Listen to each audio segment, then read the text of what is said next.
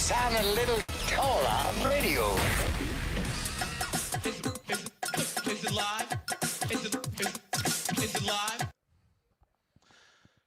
From Rafinos on Highland Road, welcome to Lock of the Week Friday, presented by Tex Morris and Edward Jones Investments here. I'm Charles Handicapping, along with former Tiger Richard Dixon. Jimmy Ott will be with us a little bit later on in the show for the last 2 hours of the show. Chris Macero's with us, Troy Macker's with us, Bruce Marshall's with us. We do our picks on Fridays. Max is off getting married again. Not himself, but he's off in another wedding, so he's not with us today. But everybody else is here. LSU and Southeastern on Saturday. Saints up in the Pacific Northwest against the Seahawks. Rich, good morning. How are you? I'm doing good. I always know when you walk in exactly how your son's team did the night before. You're in a pretty good mood. The Lions win again last night, so that's happy good. for the win. Got some improvement. Try to let him back in the game. But, coaching moment. Coaching moment. We got a coaching moment. You almost blew a lead in the second half. Yeah, bad. It was 20-0 at halftime. We win the game 33-32. They probably thought we lost the game when I talked after the game, but we're going to get better. Always nice to provide a teaching moment in a win, right? Oh, yeah. So that's good. All right, we had a chance to look at the film. You've looked at it more than once now of LSU and Florida. The film study's up. If you'd like to take a look at it on the Handycast on YouTube, search film study. It's right there. About 35 minutes worth of film breakdown. After going back and watching it yet again, what did you see? There's a lot of good things. It's just consistency. It's having 3 or 4 or 5 good to great plays in a row. We have opportunities. We have one guy miss a block, somebody not climb the next level. It's hard for us to get in a rhythm right now is what it seems like to me. I think the first 2 plays we looked at kind of put it in a little bit of a microcosm, because the first play that we looked at was a garden variety 6-yard gain off the right side. Play gets run a gazillion times every week by every team in the country. They run to the same side 4 plays later, 5 plays later, and get stoned. The first play goes for a 6-yard gain. The second play goes for a 3-yard loss. And the same guys were over there blocking or not blocking on the second one. There's nothing wrong with the design there. Yeah, okay? It wasn't a design deal. It was just execution. The first play, everybody gets a hat on a hat. They get guys that get a push. And like I said, even the first play, it's what you want on 1st and 10. You get a 6-yard gain. It could have busted for a little bit better, but you're going to take that. I mean, everything can't be perfect. But then you get to the 3rd and 1, and it's just we completely whiff on 2 guys, and they fill the hole and stop us for a loss. I think we can. We've got a much better understanding now than we did a week ago of what they're doing right now. Brian Kelly explained it pretty well. He's very transparent. We're calling plays in a complementary level through the first 3 weeks. What does that mean? It means we got a really good defense. It means that we got a very good kicker, a very good punter, and even though they gave up a couple of returns last week, they've got confidence in their coverage games and their return games to control field position. Also, we found out Monday, Garrett Nussmeier's been nursing this injury. It's been going on for a month. We certainly suspected after the Louisiana Tech throw at the beginning of the game that something wasn't quite right, but we didn't know. And we still don't know exactly how he feels, but Kelly seems to say he feels a lot better. That's why he's going to play in this game. We'll get to that. But this has all been taken into consideration when Joe Sloan calls plays. Every offensive coordinator gets, play calling. It's terrible. If it works, it's good. If it doesn't, it's terrible. And for Sloan, like every other offensive coordinator, and almost exclusively when coordinators get called out, it's for being too conservative because everybody else would throw the ball 50 times a game. All right. So now that we know that, now that we know the rest of the story around this play call, and what do you think of the job that Joe Sloan has done, given the parameters that he's been asked to operate under? I'm giving a B plus. Because I get just as mad as everybody when we're watching the game live. I watch the game as a fan. I get emotional, jump to conclusions. Probably say some things a little off cuff, and then, Sunday I go watch the film. I'm like, that wasn't the case. I mean, it wasn't a bad play call. The design was there. But to me, the torso injury just makes a lot of sense to me. If you go back and watch 2 games ago, there were a lot of quick throws where Nussmeier would have to turn and rip it real quick, and he just didn't. And he gets to his third read, and he just doesn't get to the quick stuff.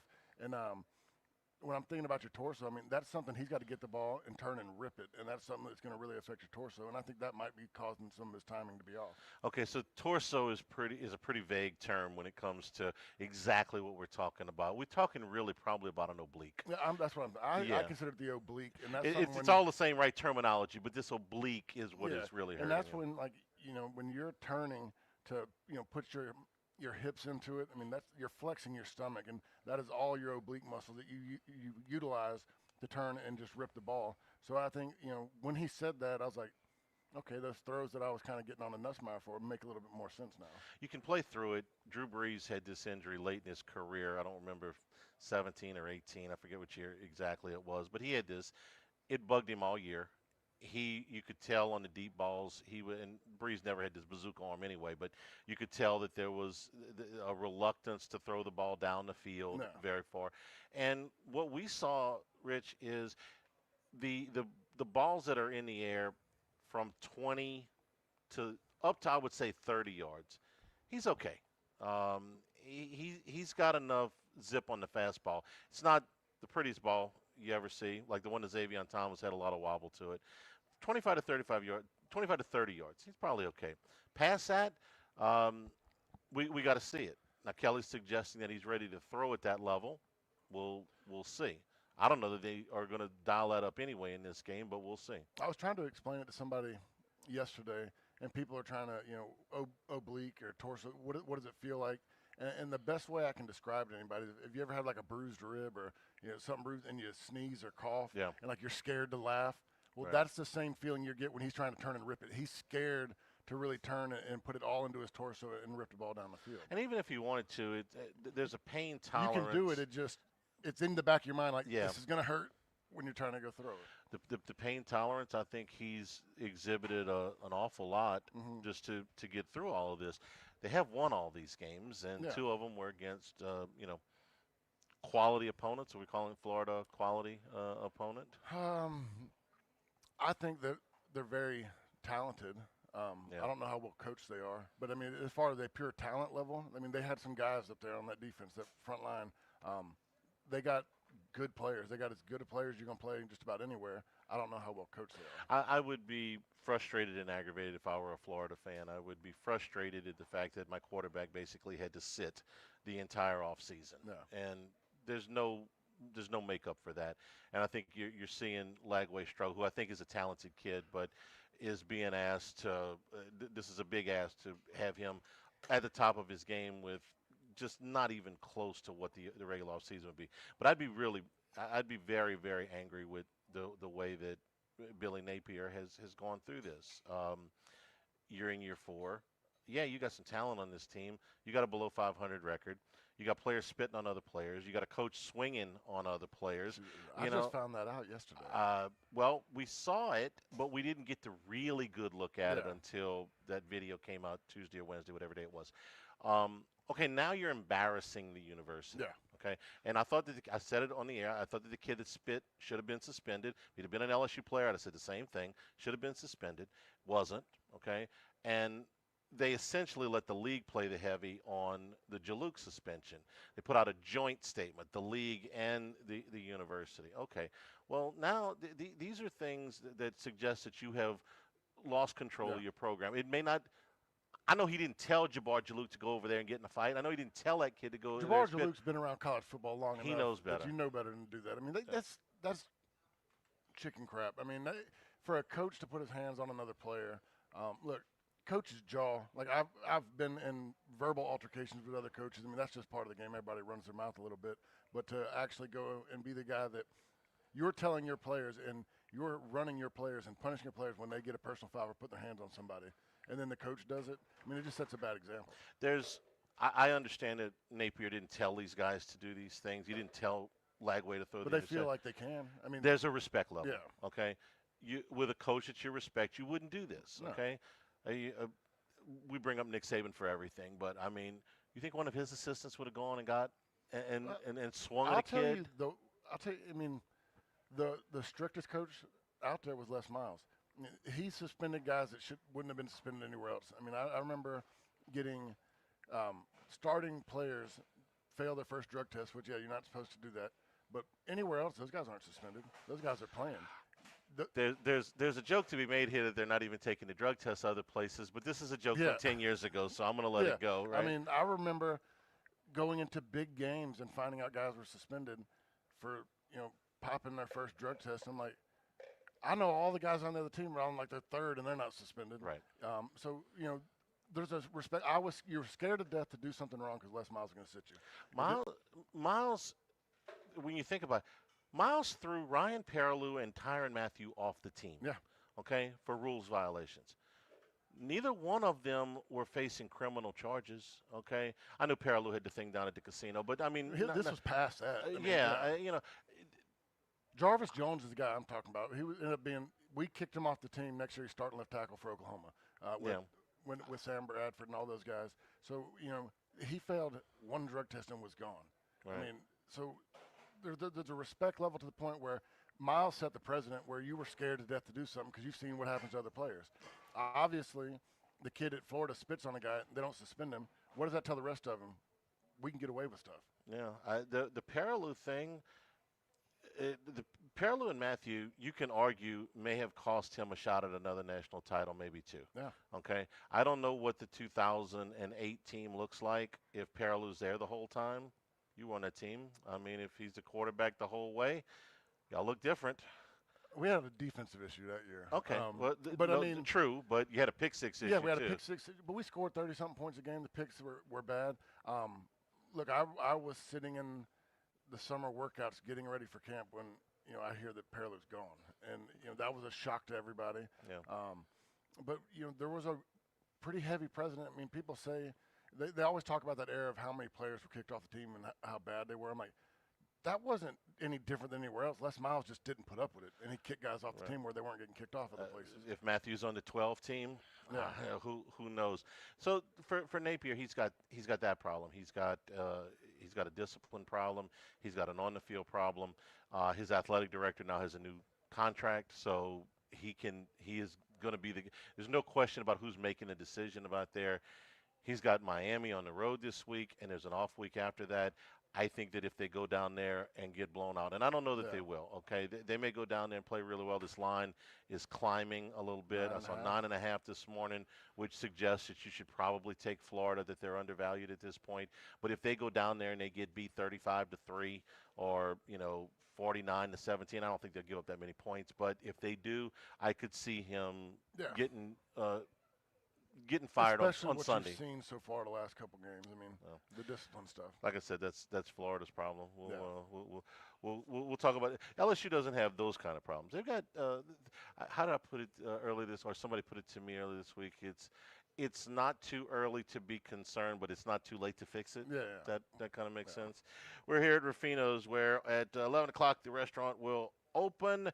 Crawfish and spinach dip fried Louisiana crawfish tails, along with the marinara mussels.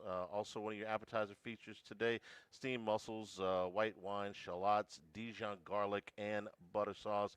Entree features the braised lamb shank, New Zealand lamb, with the roasted turnips, carrots, and pearl onions and mashed potatoes.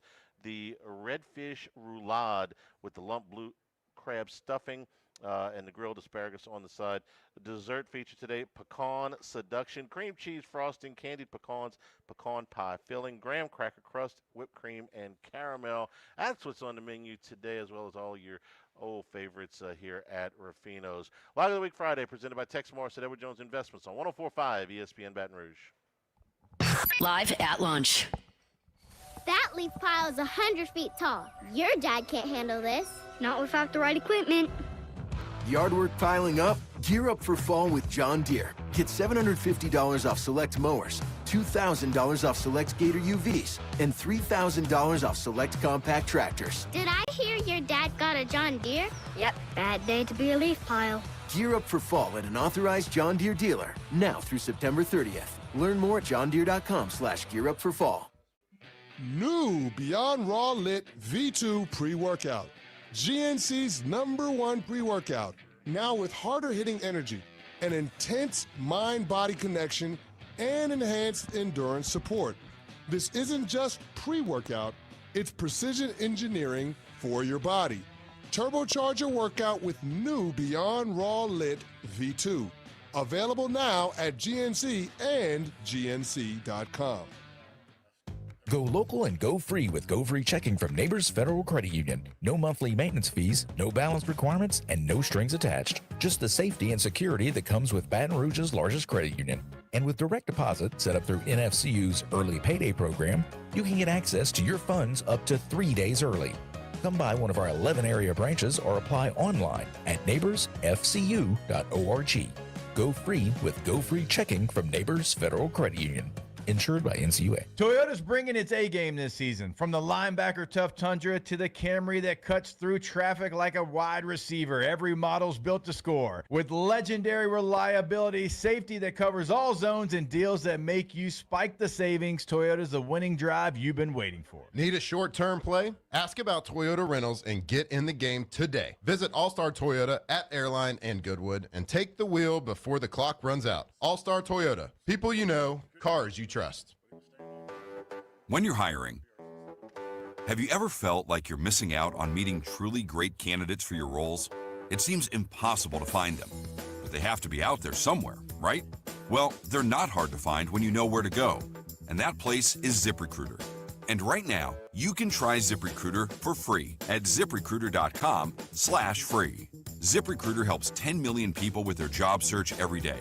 And because these people are actively looking for jobs just like yours, it's easy to find the right person right away. In fact, 4 out of 5 employers who post on ZipRecruiter get a quality candidate within the first day. But if you're not using ZipRecruiter, you're missing out. So see what it's like when the impossible is easy. When you go to ZipRecruiter.com/free right now to try ZipRecruiter for free. Once again, that's ZipRecruiter.com/free. ZipRecruiter.com/free. Never miss out on great candidates with ZipRecruiter. This is Todd Covington, branch manager at First South Farm Credit and AME. If you're in the market for land, whether it's timberland for deer hunting or any other recreational property, make First South your first call. First South has specialized in financing land for over 100 years, and we can put together a customized loan package with long-term financing for up to 30 years. So if you're thinking about buying or refinancing recreational property, call me, Todd Covington, at 985-748-8655, or find us online at firstsouthland.com. Are you the grandchild of a football player who played during the legendary Charles McClendon era at LSU? The Charlie Mack Foundation is now accepting applications for its special legacy scholarship program. This is your chance to honor your family's football heritage and be a part of something truly meaningful. The Charlie Mack Foundation. To learn more or apply, contact Steve Tope at Cox.net. That's Steve Tope at Cox.net. The Charlie Mack Foundation, preserving legacy, inspiring future.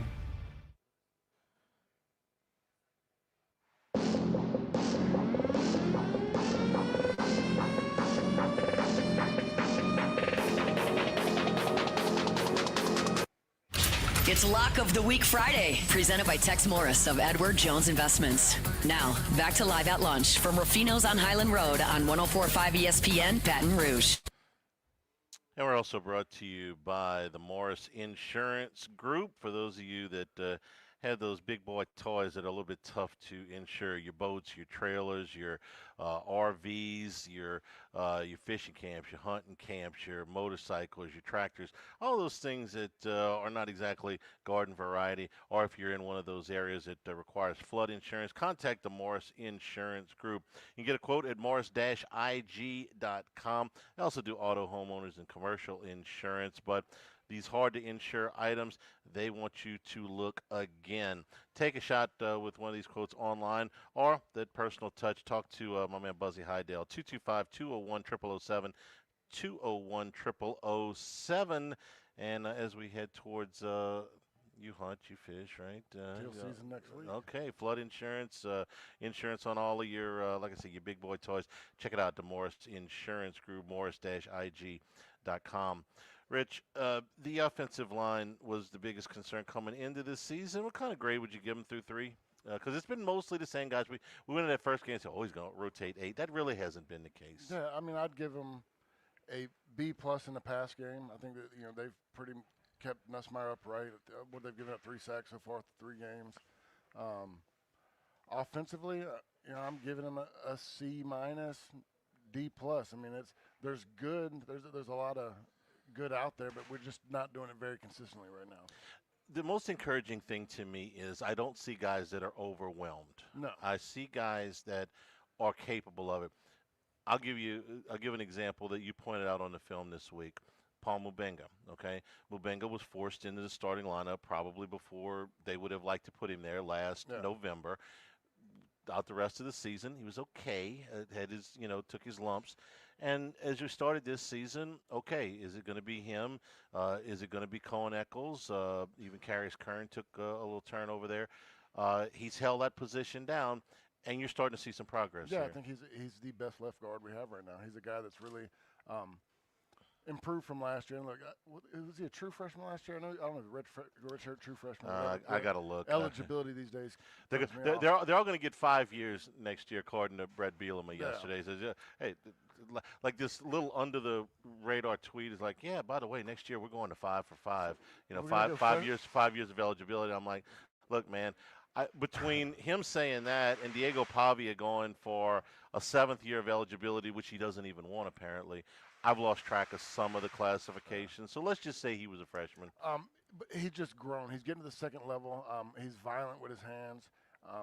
When they are all assignment sound, he blocks very well. I think right now, the center, he's done pretty good.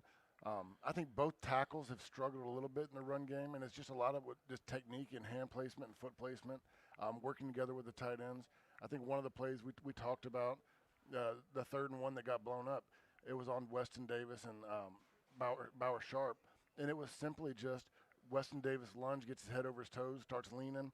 Bauer Sharp takes a short step. He doesn't gain a lot of ground with his inside foot, and they leave the hole open. So there's times where we show you where they do it correctly, and we get a nice run, and it's blocked well. And then there's times we come back 2 plays later and just have a bad technical issue. Mubenga's a redshirt sophomore, by the way, so this is year 3. I think that Weston Davis is a standard case of a guy who's capable. You see the athleticism, you see the size, but you see a guy whose technique, in my opinion, is not there. Yeah. Really, really struggling with that. That's something that, okay, if he's not better in November than he was in September, then we probably got a coaching problem. Okay. Yeah. Same thing with the other young player. I think Tyree Adams has been better on the left side than Davis has been on the right. Okay. They tried something at the end of the game that worked, which was an I formation. And Kelly, before he, walked it back, went crazy in the post game and said, what's wrong with our running game? Did you see the 51-yard run? Yeah, I also saw the rest of the game too. But it was out of an I formation, kind of a power backfield. 3 tight ends, 2 backs. Yeah, and you had a defensive lineman back there. How much are you buying into this, that this could become part of the offense? I pray to God it does. I love every bit of it. In certain situations, I've never understood a shotgun snap in 3rd and 1. I've never understood a shotgun snap on 3rd and goal from the 1. Like, that doesn't make sense to me, especially when we're 4 years. Like, we had 4 guys drafted on the offensive line last year. I wouldn't trust them to block in 3rd and 1 in a similar situation. I don't think there was much difference in the run game from last year to this year to this point.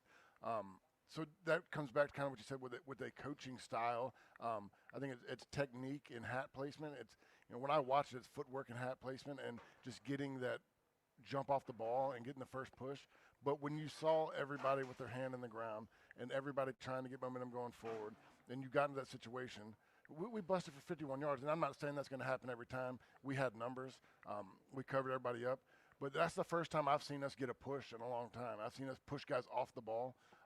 So I hope it stays for critical situations. I'm not saying every time, 3rd and 2, do what you do. Keep your options open. But when you're in a critical, 1 yard to go, I hope it's something they keep in the playbook. To do that, they have to practice it. Yeah. For a lot of coaches will tell you, why are you in the shotgun on 3rd down and 1, on 4th down and goal, to kneel out the game, okay? Because that's what we do. We don't practice under center. So to do this, you have to practice under center. I feel like that's new. I mean, I've heard a lot of that in like the last, maybe I say new, in the last 8 to 10 years. I think it's a cop-out. I think these are the most important plays of the game. These 3rd and 1s, these 4th and goals, these are the most important plays of the game. And damn it, I want to have that club in my bag. So I'm going to take the NFL, however many periods you need to get it right. I'm going to have this available to me. The NFL has been rotating from shotgun to under center as much as my entire life. The coaches are going to tell you that they've got all week to work with those guys, and they're limited to 20 hours on the field this week. That's convenient, right? It's convenient, and I don't believe that either. I know that those guys, like you're technically there 20 hours. You're doing another 20 hours worth of work in that building by yourself. Also, in addition to getting under center to take these snaps, you have to have a fullback, which they do not have. Sean Jordan's not walking through the door, okay? So last week they put Jack Pryburn. How comfortable are you with one of your starting defensive linemen back in the backfield for however many snaps? Or maybe Donovan Green is who I got in my mind for this job. The 3rd tight end, who's now the 2nd tight end with Xavier with Trey'Dez Green out. He looks the part. Look, I mean, I think Brian Kelly was dead on when he said it. You know, when I think it was Matt asked the question, he's like, "How are you going to have a fullback, right?" Go look at the NFL. There's like 3 listed fullbacks in the NFL. Tight ends play fullback. You know, I played fullback when I was with Detroit. You have to be multiple, and I think that, like I said, I think Donovan Green could be great at it. Bauer Sharp did a pretty good job at it. That was the most explosive block I've seen when he had his hand on the ground, and he got forward momentum. So I think that they got pieces. But look, you've seen NFL teams, college teams. Who was it last year? Defense, Ole Miss with. Oh yeah, but they were handing him the ball. Yeah, I mean that's even crazier. Right. But I mean it can be done. Like Pyburn's an athlete. I'm sure he carried the ball at some point in high school. Probably played some offense. Typically, your best defensive linemen are there because they're super athletic and they played offense in high school. That doesn't bother me. Pyburn will put a hat on you. No. He does not shy away from physicality at all. He's not he's not a speed rusher that is never going to be able to bull rush. Okay, he's a physical player. So if you're going to put, they got those 2 guys back there. Okay, but you got to work on it. Yeah, okay? no, and obviously they worked on it enough to be able to run it in that situation. So I'm all for it. I'm gonna go ahead and say that Garrett Nussmeier takes snaps from under center every day. Whether it's in actual practice, like situations, but they warm up taking snaps under center every day. Okay. And how many snaps under center have they run in a game? 1-2%? Maybe. Yeah. I mean, it's a couple quarterback sneaks in that play is all I can think of. They all worked. Yeah, all of them. How about that? We're brought to you by Coastal Capital Advisors, your full-service financial planners when it comes to retirement. No 2 situations are alike. So let them work with you at Coastal Capital Advisors, your business partners, your legal team, and tax professionals to make sure these goals are achieved. Let them work for you as they have worked for me. Phil Fontenot and his staff online at coastalcapitaladv.com, or you call 337-981-1376. Advisory services provided by New Age Advisors, doing business as Coastal Capital Advisors, member FINRA SIPC. Live at lunch from Rafinos, 104.5 ESPN Baton Rouge. Live at lunch. Christmas time is almost here, which means carols in the air, Christmas trees, good cheer, and the dread of putting up Christmas decorations. Thankfully, there's Got Lit Light Installers. It's simple. They bring their lights, decorate your house, you enjoy, and when the season's over, they take them down and haul them away. Get your estimate. GotLitLights.com. That's GotLitLights.com, because everything looks better when it's lit. Honesty, integrity, attention to detail, and dedication. Lewis Mechanical Contractors has been providing top-quality plumbing services to Baton Rouge since 1960. Your peace of mind was their business then and still is now. Whatever you need, repair, installation, replacement, they are the area's trusted source for all plumbing jobs, big and small. Call 927-6520. That's 927-6520. Lewis Mechanical, keeping plumbing humming. This season, we've got prep football and double coverage. Hey, it's Kate Wazan inviting you to join me Friday nights at 6 for Louisiana Prep Preview, followed by Catholic High Football on 104.5 ESPN Baton Rouge. Then over on Talk 107.3, it's Ken Trahan's original Prep Football Report from 6 to 11 p.m., bringing you live in-game updates, final scores, and check-ins with correspondents from every corner of the state. It's all presented by Dr. Pepper. Scores on Talk. Theirs on ESPN. It's our prep football double coverage, presented by Dr. Pepper. It's time for Business Report's Louisiana Business Symposium. Join us October 1st at the Crown Plaza. The morning kicks off with the Capital Region's Best Places to Work Awards. Then at lunch, celebrate the top 100 privately held companies and hear Dr. Lawrence Scott unveil his Louisiana economic forecast. Get your tickets now at businessreport.com. Sponsored by B1 Bank, Ochsner Health, Mercedes-Benz, Synergy One Lending, LWCC, and WAFB. Chevy trucks have you covered when the road takes you from smooth sailing to Chevy Colorado will eat up some of the toughest terrains with 5 available drive modes. And Silverado and Silverado HD have the muscle to take you out for some serious with multiple engine options and impressive towing, while Silverado EV is the perfect combo of performance and capability. Nice. Making it a snap to hitch up this electric truck and hit the road. Wherever the road leads, Chevy trucks are right there with you. Chevrolet, together let's drive. When it comes to pipe fabrication, time is money. And at River Parish Contractors, we make every second count. Our 36,000 square foot shop is ready to take on your projects right now. With experienced welders, precise fittings, and fast turnarounds you can trust. Whether it's a single custom spool or a full-scale run, we have the capacity and the skill to keep your job on schedule. Call us or visit rpcontractors.com for your quote. That's rpcontractors.com. Moms and dads, do you wish you could know where your kids' shoes are at all times? Now you can with Skechers' newest Apple AirTag compatible sneakers, Find My Skechers. There's a clever hidden AirTag compartment under the shoe's insole. It's sleek, secure, and your child can't feel or see it. Then you can check where your kids' shoes are on the Find My app. Plus, they're available for boys and girls. Get Find My Skechers at Skechers.com, a Skechers store near you, or wherever kids' shoes are sold. Apple AirTags sold separately. At Straight Talk, we get it. You say no a lot. Mom, can I get a tarantula? No. Coffee? No. So we're giving you more reasons to say yes, like a free 5G phone with real unlimited data with select plan activation. Can I use the free phone? Yes. See? Doesn't it feel good to say yes to more? Absolutely. Face tattoo? Absolutely not. Available at straighttalk.com and Walmart. Taxes and fees apply. In-store activation of Gold Unlimited plan or higher required. For network management practices, visit straighttalk.com.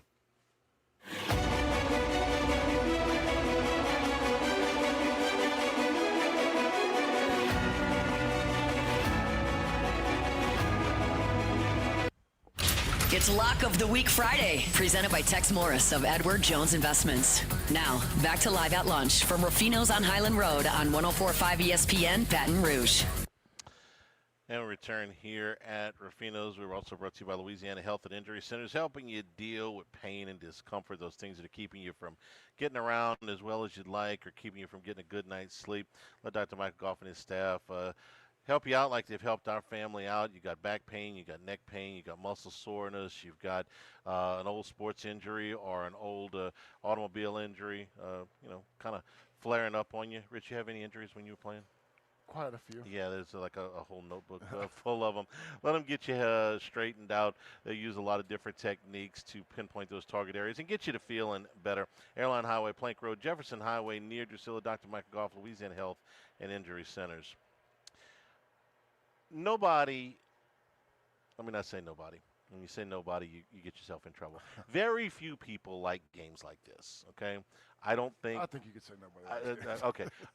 The one group of people that I would say like these games are the backups that get a chance to play that ordinarily would not get a chance to play. And if there is a walk-on on LSU's team that has been out there for 4 years and busts his butt in practice every day and gets to only dress for the non-conference home games, and this is the only game he's ever going to get in, and he gets to take a picture with his parents at the end of the game on the field. And I love that story. Yeah. I don't love that story enough to play these games, but que sera, it's what it is.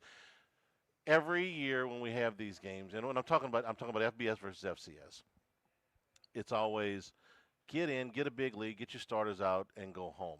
And sometimes it works like this. Last year when they played Grambling, game was over in 5 minutes. They played Southern, game was over in 5 minutes. Or 2 years ago when they played Grambling, I'll say. But sometimes it's not. Last year was 23-21 with Nichols in the third quarter. The last time they played Southeastern, it was 24-0 going to the fourth quarter. The fourth quarter, Yeah. okay? That was in 2018. Nobody's happy right Joe there. Burrow was the quarterback, okay? Yeah. He wasn't 2019 Joe Burrow, but Joe Burrow was a doggone quarterback, okay? Jefferson and Chase were on that team. They weren't Jefferson and Chase yet, but they were on that team. And it was 24-0 going to the fourth quarter. So you tell me, you've been in games for LSU before where you know your opponent's outmanned, and I know how you prepared, but the mindset of the team going into this game, they would love to have a 5-touchdown lead in the third quarter and empty the bench, but it doesn't always work that way. It's tough. You know, I've always told you the way I motivated myself was I was scared to death of being embarrassed. Like if I was playing in the third quarter, I thought that I felt like we were losing the game. And you got 70 guys you're really relying on in a game. That getting all 70 to feel that way is damn near impossible. This is when people are kind of in the back of their mind, maybe talking about Ole Miss. It's tough, but you hope that you can have a couple team meetings, a couple players meetings to get together and be like, guys, I don't want to play in the fourth quarter. Like let's do our job. Let's fix the things that we need to fix. This is a type of situation I'd like to run a correction game. Let's run all the plays that we've screwed up. A correction game. I like that. I like the moniker. Yeah. So let's go through all the plays that have given us problems, all the things, the blocks that we've struggled with, all the situations that we did not handle well in the previous 3 games, and let's go out there and prove ourselves that we can dominate it in this game. And let's run those plays. Let's make it a priority to get better at the things that we failed at. And that way that you feel good about yourself, and then you can get out and move forward. I love the terminology. I wouldn't say that in public. Yeah. For the coach, I mean, but yeah, absolutely. Well, that's how the mindset I took it of is, this is something I'm not doing well. Work on the things, and we've said as much. All of the Les Miles teams like throw the ball in these games, more than you do any other games.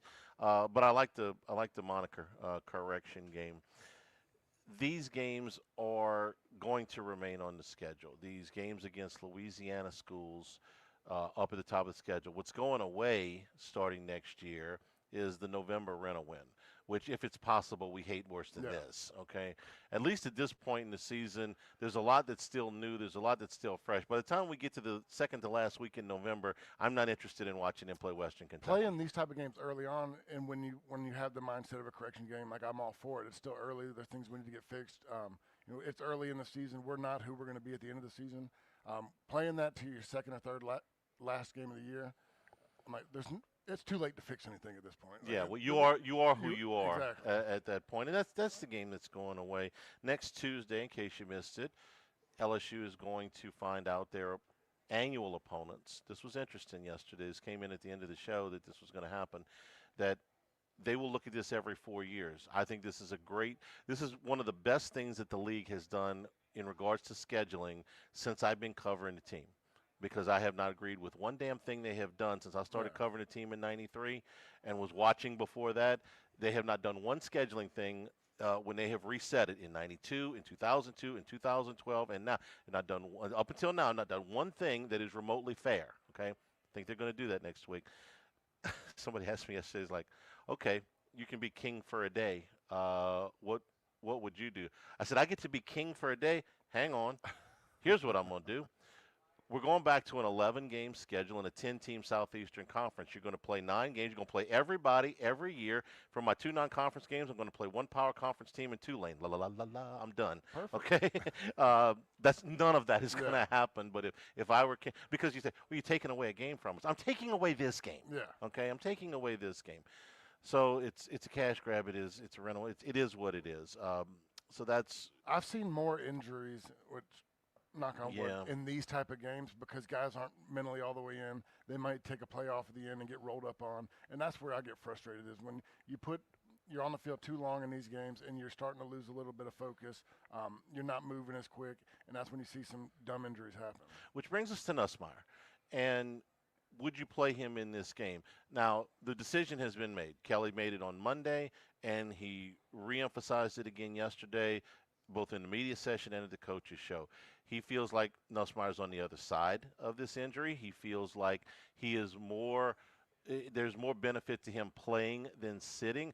I don't necessarily agree, but I don't have the access to the information that he has, and I certainly don't know how Garrett Nussmeier feels. To me, it's speaking out of both sides of your mouth when you're saying that he's not going to be able to get 100% ready until he has a bye week. Well, then give him a bye week. But now he's healthy enough to where he can play. So it makes no sense to me. Like, if he's hurt, okay. But he's not going to be able to get right until we get to a bye week. But he's healthy enough. Yeah. This is a game when you could say, hey, let's give him a bye week now. It doesn't make sense to me, the wording. But like you said, I don't have all the information. I love that Brian Kelly is candid, okay? And at this point in his career, he can afford to be, but he doesn't have to be. Yeah. He's granted unlimited amount of access to the media as you can have in this day and age, okay? I mean, the next coach, my guess is, will not be as forthcoming with his it's just a guess, okay? The ones before this certainly weren't. But sometimes he does say some stuff where you got to go, come on, man. And that's one. And it wasn't even the biggest come on, man from yesterday. He got asked yesterday about the annual opponents. He goes, well, Scott Woodward knows, but I don't know. Come on. Yeah, Scott, really? You know Scott Woodward knows really? He didn't push? Scott, I want to be surprised on Tuesday. Come on. No. I mean, it'd be like, me saying, hey, Jimmy, where are we doing the show tomorrow? It's like, I know, but I'm not. Yeah, I know, but I'm not going to tell you. Just wander around from restaurant to restaurant. You'll find me eventually. Come on. I got a kick out of that one, too. We didn't talk much about the defense because I'm not sure that they can play much better than they are playing. We've gone through 2 complete films in the last 2 weeks, Rich, and we've seen them bust 2 coverages, and that's it. Yeah. I mean, man, it's fun to watch. Like I played offense at LSU, but I was a defensive guy my whole life. I love the defensive side of the football, and to me, watching a great defense is just as good as watching a great quarterback. And I have so much fun watching these guys play. And it's a mindset to the fact that, we talked about last year, missed tackles and everybody missing tackles. We've had some missed tackles this year, but it's the way that the rest of the team is flowing to the ball and everybody's hair is on fire. And if one guy misses, the next guy's hitting them. It's just a true team defense, full out 100% effort, and guys flying around. And I'm okay with flying around 110% and missing a tackle when the rest of your guys are doing it too. And it's just fun for me to watch because the guys are having fun. There's good, big play opportunities in almost every call that Blake Baker decides to run. There's nothing I don't like about this defense. They are giving you everything that if you have your checklist. What do I want? I want outstanding front people. Okay, well, they've got that. Guys that can play the run and the pass, well, they've got that. I want to have some depth up front because I can't wear these big defensive linemen down. I don't think anybody's playing more than 60% of the reps, and most of these guys are playing between 45 and 55% of the reps. So I got fresh legs up there. I want sticky cover people. I mean, for the last 3 years, we've watched guys run so wide open that at times you wondered if they stepped off the sidelines. So I got sticky coverage, and I've got some depth back there. I want to have some versatility. Well, all I got to do is show you a picture of number 7, and I can put him a bunch of different places, and I'm going to have you describe one of the plays you think he kind of, I don't want to say baited, but he certainly disguised something that led to one of Lagway's interception, the one for the touchdown. They've got all of those things. They have very short tacklers. Yeah, they've missed a few, but not very many. And the coverages that they've busted have been and it's 2. Okay, out of 135, I think, snaps in the last 2 weeks, they busted 2, and I don't think they busted any against Clemson. Okay, so really 2 busted coverages in 3 games. I can live with that. 1 busted coverage was from your 5th string. Right. Okay, and last week they had a miscommunication between between Perkins and Cooley. Yeah. So 1 busted coverage from your starters in 3 games. I can live with that. Yeah. Okay, that's just that's fair. Tell me about this play that we ran on the film study where Perkins starts on one side, ends up on the other side, and he's got Lagway distracted enough that he never sees Spears coming. Yeah, I mean, it's Perkins is garnering so much attention, and they can't decide whether he's rushing, is he in coverage, Is he spying? I mean, he has so much attention to wherever he lines up. They're sliding protections away, throwing hot off of him. And on Spears, they're dropping into his zone coverage where Perkins lines up over the right side of the ball. You can see them make the call. They're going to run hot off of it. He's got an outside receiver running a slant. He thinks that Perkins is going to be coming quick. They're going to be in man coverage, and they're throwing a quick slant. Well, right at the snap of the ball, Perkins drops back into coverage, and he drops back into the middle zone where Lagway's already made his mind up. He's throwing the quick slant. And then Spears, he just never even sees him. Spears slides straight through, catches the ball, and runs for a touchdown. Coach, on the other side for a minute, if Perkins is on the other side for you, what are you doing to identify him? How much attention are you giving to him pre-snap? I'm going to know where he is, but if I'm throwing hot, I'm throwing opposite direction. I'm going to try to keep it to where, I can worry about him in the rush, but I have a plan for him if he rushes. But, I mean, I say that, then he drops back into coverage and deflects a pass. I mean, he's a tough guy to, kind of play around right now. And it doesn't, especially when Weeks is in there, because Weeks to me is, Perkins is elite, but I think Weeks is just maybe a quarter step behind him in his quickness and speed. And when you got both those guys and you don't know which way it's coming from, it makes it even harder. Now talk to me about Devon Keys, who was put into this game 3 snaps in, essentially, with the Weeks ejection. And this kid plays 14 tackles. Yeah. Plays lights out. He's a guy that just has a motor. He's a high football IQ guy. He doesn't look lost out there. I mean, for a backup guy coming in 3 snaps into the game and then just not missing a beat, I don't feel like he was out of place one time. He was playing fast. He was in the right spots. He's just a guy to me that Blake Baker, and this is all about coaching because I've seen where great coaches can do it, and great coaches spend time with everybody. They make sure everybody's on the same page. Okay coaches make sure their starters are right. And for me, this is Blake Baker spending time with everybody in that room, making sure everyone is 100% ready to roll, and that he's making sure that every guy is able to play. Devon Keys is starter quality. On most other teams, he would already be a starter. He played very well in the back 3, maybe 4 games of last season. And if it were not for the experience in front of him, he would be starting. I'm also impressed with the fact that it's one thing if Whitweeks gets hurt in, let's say, the end of the La Tech game, or he pulls something happens in practice, and he's got all week to know. Well, he obviously prepared himself like a starter because he's in the game on 3 snaps, 3 snaps into the game. And he plays at starter quality, which means, in my head, he's prepared himself all week to be a starter, even though he knows going in the game he's not. That's impressive to me. That's maturity also. It's maturity. It's willingness to engage. But to me, that is the responsibility of a position coach. And I know Blake is with the linebackers. He's going to make sure those guys are engaged. I mean, there's times when I've seen coaches that aren't really spending time with the backups. They're talking to the starters. They'll question and embarrass the backup to make sure he's paying attention, but they're not engaged with him. Everybody seems engaged. And look, Zach Weeks, true freshman, gets in there. And Singleton and Zach Weeks. Everybody was ready to play. They really were. We're brought to you by Total Maintenance, AC and heating, generators, electricity, plumbing. Total Maintenance, your one-stop sales and service shop for all of these needs. Since 1980, their slogan has been service today, every day, so nobody's got to go to sleep hot or uncomfortable. Full-service staffs in both Baton Rouge and New Orleans. Full-service authorized dealer for Carrier, American Standard, Daikin, and Rheem AC units. Generac and Cummings generators, and for all your electrical and plumbing needs. In Baton Rouge, it's 480-1000. In New Orleans, 841-3300. Service today, every day at Total Maintenance. Log of the Week Friday, presented by Tex Morris at Edward Jones Investments on 104.5 ESPN Baton Rouge. Live at lunch. From kickoff to cash out, ESPN Bet has the tools you need to score more on game days. Bet smarter with stats at your fingertips. Get personalized parlays built just for you. And with your fantasy team synced right in the app, you can back your squad. Right now, new customers get $100 in bonus bets when you bet $10. Sign up with promo code USL to get started. Must be 21 plus. Gambling problem? Call 1-800-GAMBLER. Terms and conditions apply. See app for details. Offer not available in New York.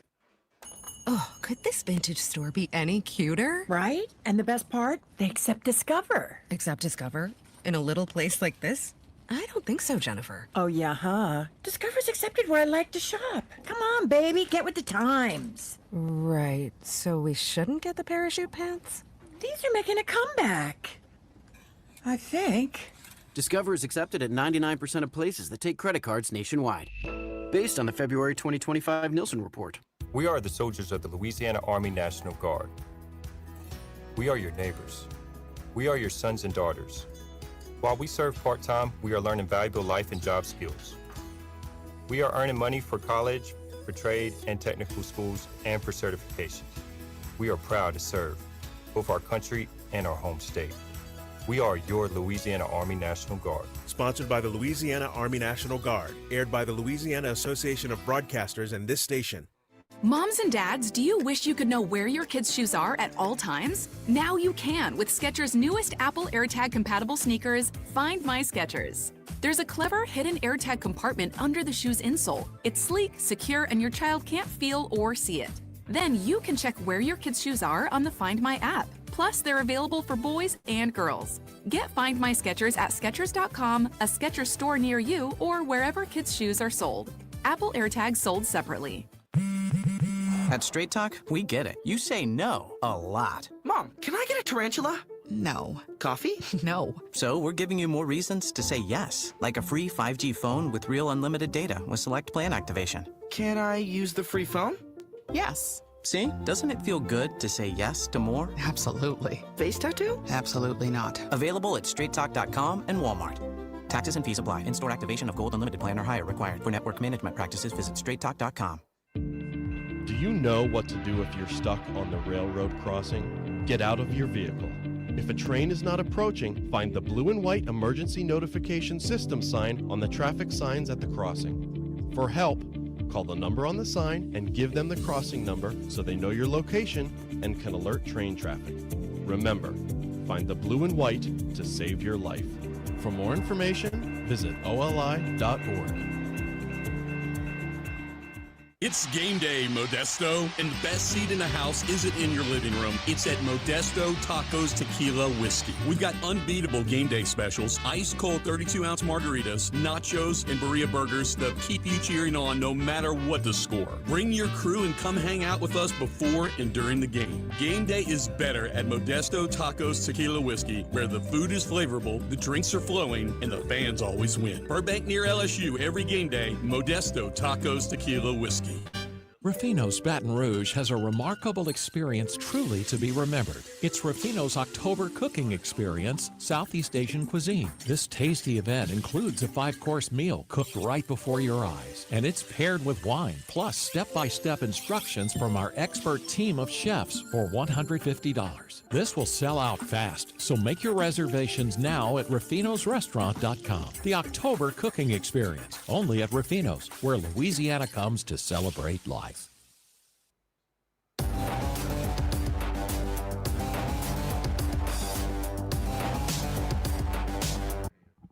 It's Lock of the Week Friday, presented by Tex Morris of Edward Jones Investments. Now, back to Live at Lunch from Ruffino's on Highland Road on 104.5 ESPN, Baton Rouge.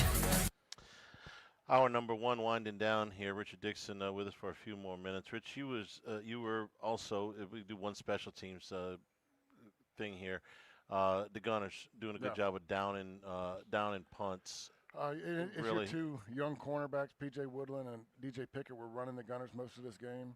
And, I just thought the technique was really well. They were both finding the ball. And I think it was a coaching point because you went back and earlier, I don't know if it was the Clemson game, when they had a few hit at the 5-yard line and bounced in. Nobody knew where the ball was. You obviously saw the guys take coaching. They got halfway down the field. They spotted the ball and then got in position and made great plays. Now, they did allow a 20-yard punt return, so it wasn't perfect, but it's better now than it was 2 weeks ago because now we can see those guys. How many times did we punt the ball in this game? Punted the ball seven, I think it was. Yeah, they returned 3 of them for 43 yards. The other 4 were down inside the 20. I'll take that. Yeah. It was three punt returns for 43 yards. That's a little more than I'd like to see, but it's not the end of the world either. One went for over 20, I think. And one went for exactly 20. Okay. That was the long one. So, that skews the average right there. You got one bad one. Really, the other 2 are average. But the ones down inside. This is improving. It's a lot of improvement. Yeah. Chadwick is a big upgrade. at the punter position. He's got a little bit more leg, and he's definitely got more He's got of placement. the directional is really good. All right, final thoughts about what you're expecting tomorrow, what you'd like to see tomorrow. I'd like to see everybody, work on the things you've had issues with. Play clean, play fast, and get out early. Yeah, I'd like of the players that I would like to see, of the young players, I'd like to see Harlem Berry. I'd like to see Carius Kern, and I'd like to see Michael Van Buren. Yeah. If I had to list them, those would be the first three that I would like to see get.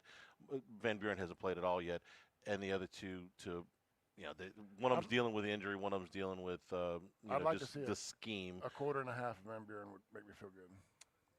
I'll see you quarter and a half and raise you another half quarter, but half. Thanks, Rich. We'll catch up with you on pre and post game tomorrow. Hour number 2 straight ahead. Log of the Week Friday presented by Tex Morris at Edward Jones Investments from Rafinos on 104.5 ESPN Baton Rouge. Did you hear that? That's a propane burner firing up another delicious outdoor seafood boil. I'm Miss Louisiana Gabrielle McLeod with some safety messages when cooking seafood outdoors. First, make sure your propane burner is at least 10 feet from anything flammable. Place thawed seafood in the pot, cover your shrimp, crab, crawfish, and fixings and leave 2 inches of space at the top of your pot. And don't forget the seasonings. Remove your seafood and set it aside so it drains. Then heat the water to the appropriate temperature. Turn the propane off at the tank and gently lower your pot using gloves or mitts. Then fire up your burner and cook as directed. Don't forget to turn off your burner before removing your seafood.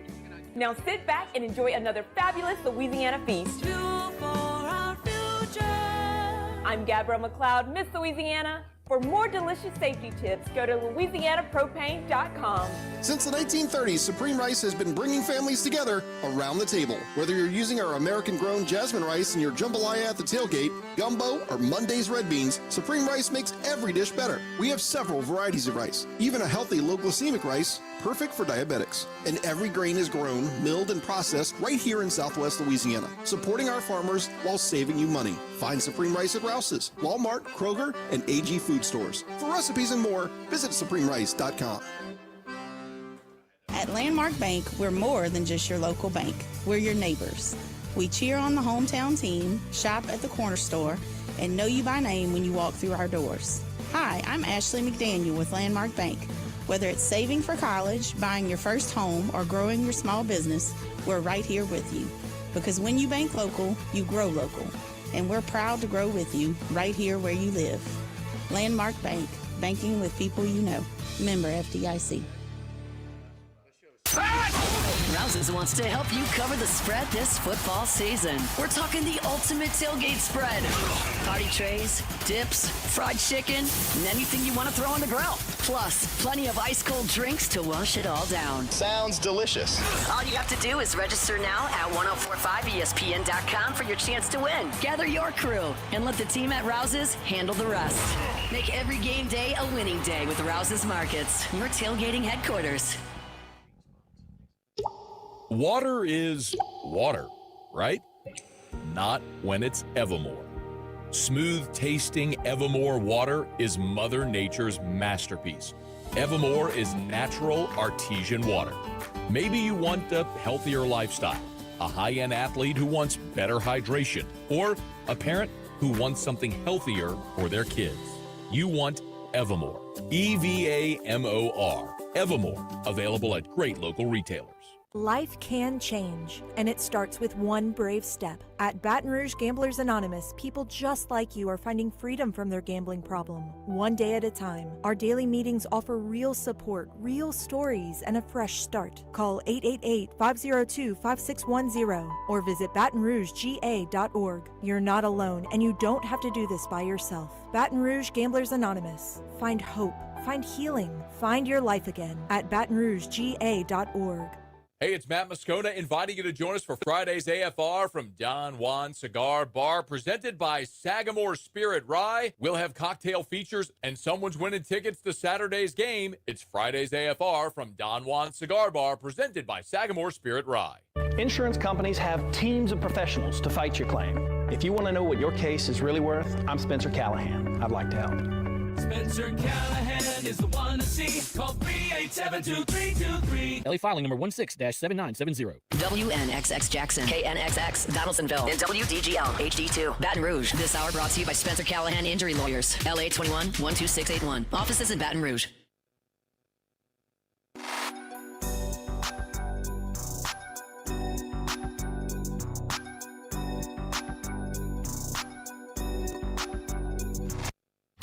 It's Lock of the Week Friday, presented by Tex Morris of Edward Jones Investments. Now, back to Live at Lunch from Ruffino's on Highland Road on 104.5 ESPN, Baton Rouge.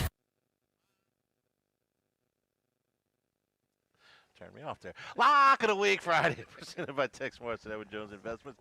You're Charlie, at Rafinos.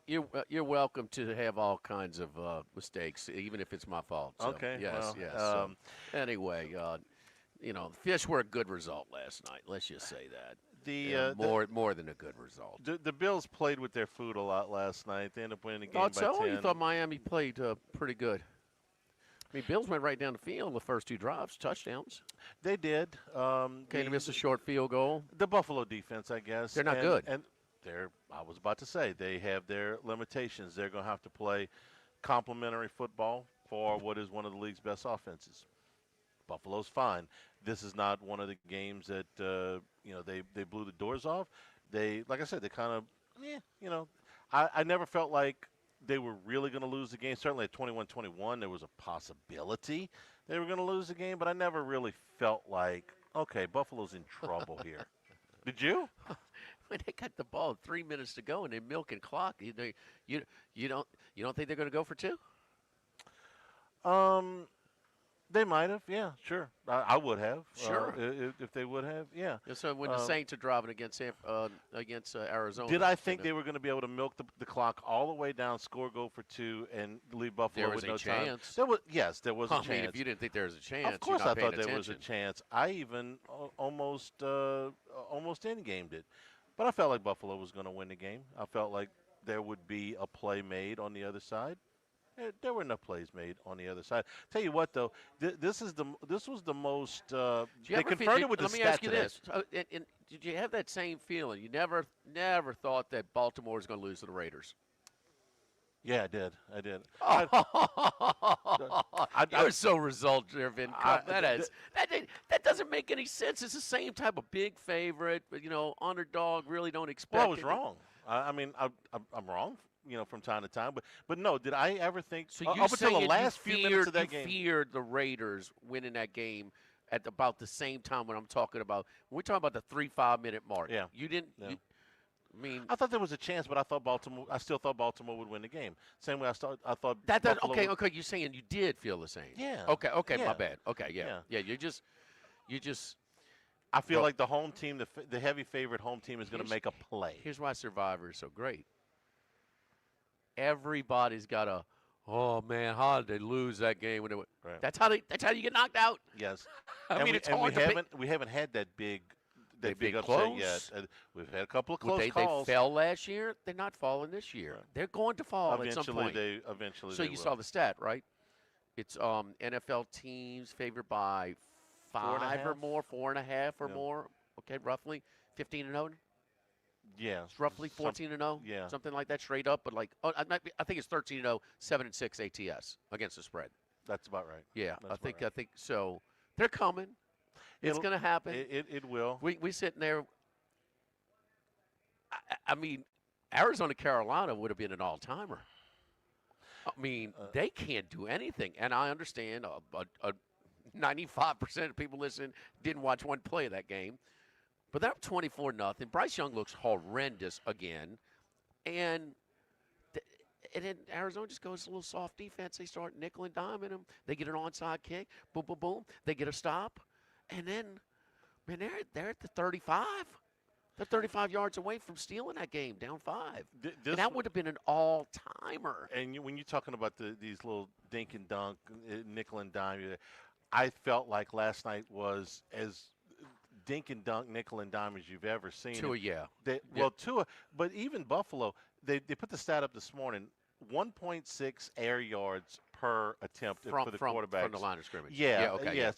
So even Allen ended up 7.6 For yards Buffalo, per attempt. 1.6, or for the game? For the game, for both teams combined. Because Yeah. I knew Miami was short. Buffalo, was that short too? Yeah, well, Josh Allen's yards per attempt end up getting up there to 7.6, but those balls weren't in the air very long. No, I understand. And Tua's average was 4.3, which is about as low as you can get for a starting quarterback over the course of a game. But, it was effective. It was working. The Buffalo's not good on defense. I mean, Baltimore average how much a play? Like 10 yards a play? Derrick Henry ran for and they 200 decided to yards punt, almost you in the first half. let the defense decide it at the end of the game? We've been through that. I wouldn't have done that. I'd have put the ball in Lamar's hands and let him do something. But they didn't. I thought, look, man, the 0-2 teams, Charlie, this is last 9 seasons in the NFL, or just under 70% covering the 0-2 teams. Mm-hmm. And this was a lot of points. This was. We watched the Colts game, the Miami Colts. This was a different team. Yeah. Okay. Tua was a lot better. Tua couldn't have been much worse than he was in that game against the Colts. The whole Any team. quarterback, could have. That was an awful performance all the way around. And then you just have to watch the game because then all of a sudden Miami can't stop a nosebleed. And then they get like a couple 3-and-outs in a row. I mean, it's just the divisional games, a desperate team, and an inflated line. But Buffalo, big picture, man. That defense. Yeah, Josh Allen, he is great. He's a lock Hall of Famer, first ballot, right? Yeah. Okay. So. I mean, he could only do so much. Now, did they get stopped on downs against Kansas City late? But that defense is going to make it tougher on him. Just is. I mean, similar, not as bad as Dan Marino with the Miami defenses. I think that this Buffalo defense in the past has been a little bit better, but this defense is not good. They're not. Let me tell you where I think they're better, and this is gonna sound strange because this guy's had 2 good years the last 2 years, but I think he's on the verge of like an All-Pro year, and that's Cook. James Cook. All-Pro? Well, this year he can. He had over 1,000. He had over 1,000 yards the last 2 years, about 80 yards a game. If for you to even bring that up, if he sniffs All-Pro, Charlie, that's really good. If he gets Pro Bowl, that's more than good for what they get to offset. Because you're talking about the complementary, the offense has to try and they're the strength of the team. They have to try and do a little bit more ball control. And no, I agree with you. He looks great. He looks great. There was a time not all that long ago where Josh Allen was the Buffalo run game. Yes, indeed. And now Cook. And this is a guy who had over 1,000 yards and 16 touchdowns last year. 16 touchdowns. But he is average. We're 3 games into this thing. He's on pace. He's had 1,000 and 1,200 yards the last 2 years. He's on pace to be more of a 1,600 to 1,800 yard rusher. And if he does that, they're gonna be hell to deal with in January. So they gave him all that money, and they did give him a new contract. They gave him a big contract, 25-year-old running back. He looks like in his prime. This is his year. This could be his career year when he's finished. That 1,800 yard, 18, 20 touchdowns type of guy. He's got that in him. Well, that's a hell of a read option. With Allen and what he can do, and then with Cook. So I was Massera goes nuts. He's texting during the game, and he's got Miami, and he's singing the blues and this and that, and he's killing Tua. I thought Tua was, he's okay. I thought he distributed the ball well. At the end, that's not good. What down was that interception? I thought it was second down, but let me First check. or second is not good. What? He described it. He said, "I didn't see the guy." Okay, but he threw downfield, right? Well, he's going. He's just kind of throwing underneath. It was first down. How much time? 3 minutes and 6 seconds. First you attempt at Buffalo 21. You're not sweating that loss at that point. I thought when they're at the 21 with 3 minutes to go, I think if I love your confidence. I think if they score, Buffalo's getting the ball back and they're going to score. 3 minutes, they can milk that thing to nothing. And I didn't think that they would be able to do that. I thought that if they scored, guess what? If they do what they did for 57 minutes and dink and dunk and go methodically down the field, they can easily do it. Well, it's a little bit tougher to dink and dunk when you get down inside the 20. Where were they? The 21. They were at the They were at the Buffalo 20 21. Oh, my bad. Okay. So, okay. I figured if they scored, it would No, leave okay. Buffalo Okay. enough Okay. time. I thought they were a little bit further away. Because at that point, they score, they go for two. It's 20, let's say they make it. It's 29-28. Allen really only needs about 30 seconds to get them in the field goal. Now, Prater missed an easy one earlier in the game, but he needs about 30 seconds to get them in field goal range. No, I thought they were a little further away. Well, first down though. Run the ball. Try to milk it down. Yeah, Use the time. I mean, I'm just trying to. I know this. If I'm Buffalo, I'm a Buffalo fan. I'm a Buffalo survivor picker. I don't want to run the ball. I don't want to milking that thing down to nothing. No. Right? And you were a Buffalo survivor picker last night. But via Max. You notice he throws Buffalo on us yesterday. He's got to be in a wedding today. So he throws Buffalo on us. He's actually in the wedding? Yeah, I'm pretty sure. Okay. He's on the golf course today with the wedding party. No, so I think Max is on the golf course? So he throws Buffalo on us, and then he sends us this text yesterday afternoon. He's like, 90% of the field is advanced in Survivor. When is the carnage coming? And I'm like, you're telling us this when you just took an 11.5-point favorite? You're rooting for carnage? Come on, man. I have tutored him better than that. That is BS with him. We better. Don't worry. We're gonna have a face-to-face when he gets back off the golf course. You see, but we're both on Seattle this week, so we gotta come through before we can. Because if the Saints pull the upset, then we're going to be dependent on him the rest of the year. I heard a comment. Actually, Mad Dog in his Survivor knockout, whatever he says, the Saints are due for a win. Well, kind of they're hanging around. Have they been more competitive or about as competitive as we thought they would these two games? More competitive. For me, more competitive. Rattler has played better than I anticipated. In the game, too, for sure. Yeah. Now, I wasn't really that I think this is a rough spot for them to go to. That's a very good defense for Seattle, and going on the road, I think, is tough. And then the Bills, as if they needed to get the extra half bye before the Saints go there next week. I think that the Saints are going to get some games in the middle part of this schedule. They play the Giants, they play the Patriots, they play the Bears, they play the Panthers. I think they'll get some games in there. Here's the beauty of it. It's like watching, high school. You don't know who's showing up. How do you don't know play to play what Sam Darnold's going to do. You don't know play to play what Caleb Williams is going to do. Well, we know. How about game to game with Russell Wilson? They have a little bit. And now, shame on Dallas. How many times are they going to get beat over the top? I mean, badly, especially. That's the one thing he can still do. He can still throw the moon ball. Oh well. You throw for 450, you throw in a lot of balls. He did. Yeah, I mean, he's true. But, I mean, the one part of his game that hasn't aged out yet is the moon ball. He can still throw the deep ball. I don't care how well or how poorly you throw the ball. You can't get beat over the top in that late game situation like Dallas did as well. But he can't throw for 100 one week. He throws for 4. You just don't know. So and Spencer Rattler, I mean, he was way better in Game 2 than Game 1. You know what would stop? Way better. He was. You know what would stop some of those deep throws against Dallas would be if they had a better pass rush. Now, what would have helped them have a better pass rush? Help me out here, Jimmy. He's pretty good. Yeah. Charlie, I got a culinary question for you. As I ran the table, I'm feeling my oats right now. Ran the table in Jeopardy the other day. Foods prepared cold. Okay. So I'm real feeling. Now I did Shakespeare 0. The other ones, European history, bam. Couscous for 400, Alex. As Hank Tierney was my world history teacher in my sophomore year at Shaw, and he said, progress report. If he read his history book as much as the sports page, he'd be doing much better. C-. So anyway, parents love those things. That's why I had to get into the supply course and start writing my own. Anyway, crawfish and spinach dip, the fried Louisiana crawfish tails with creamy Mornay sauce, artichokes, and wonton chips. Mariniere mussels. I know. Mariniere mussels, steamed mussels, white wine. Charlie, what is the proper name for green onions? Right here. I never called them anything but green onions. Shallots. Okay. Like the Lady of Shalott? The shallots? Read my English.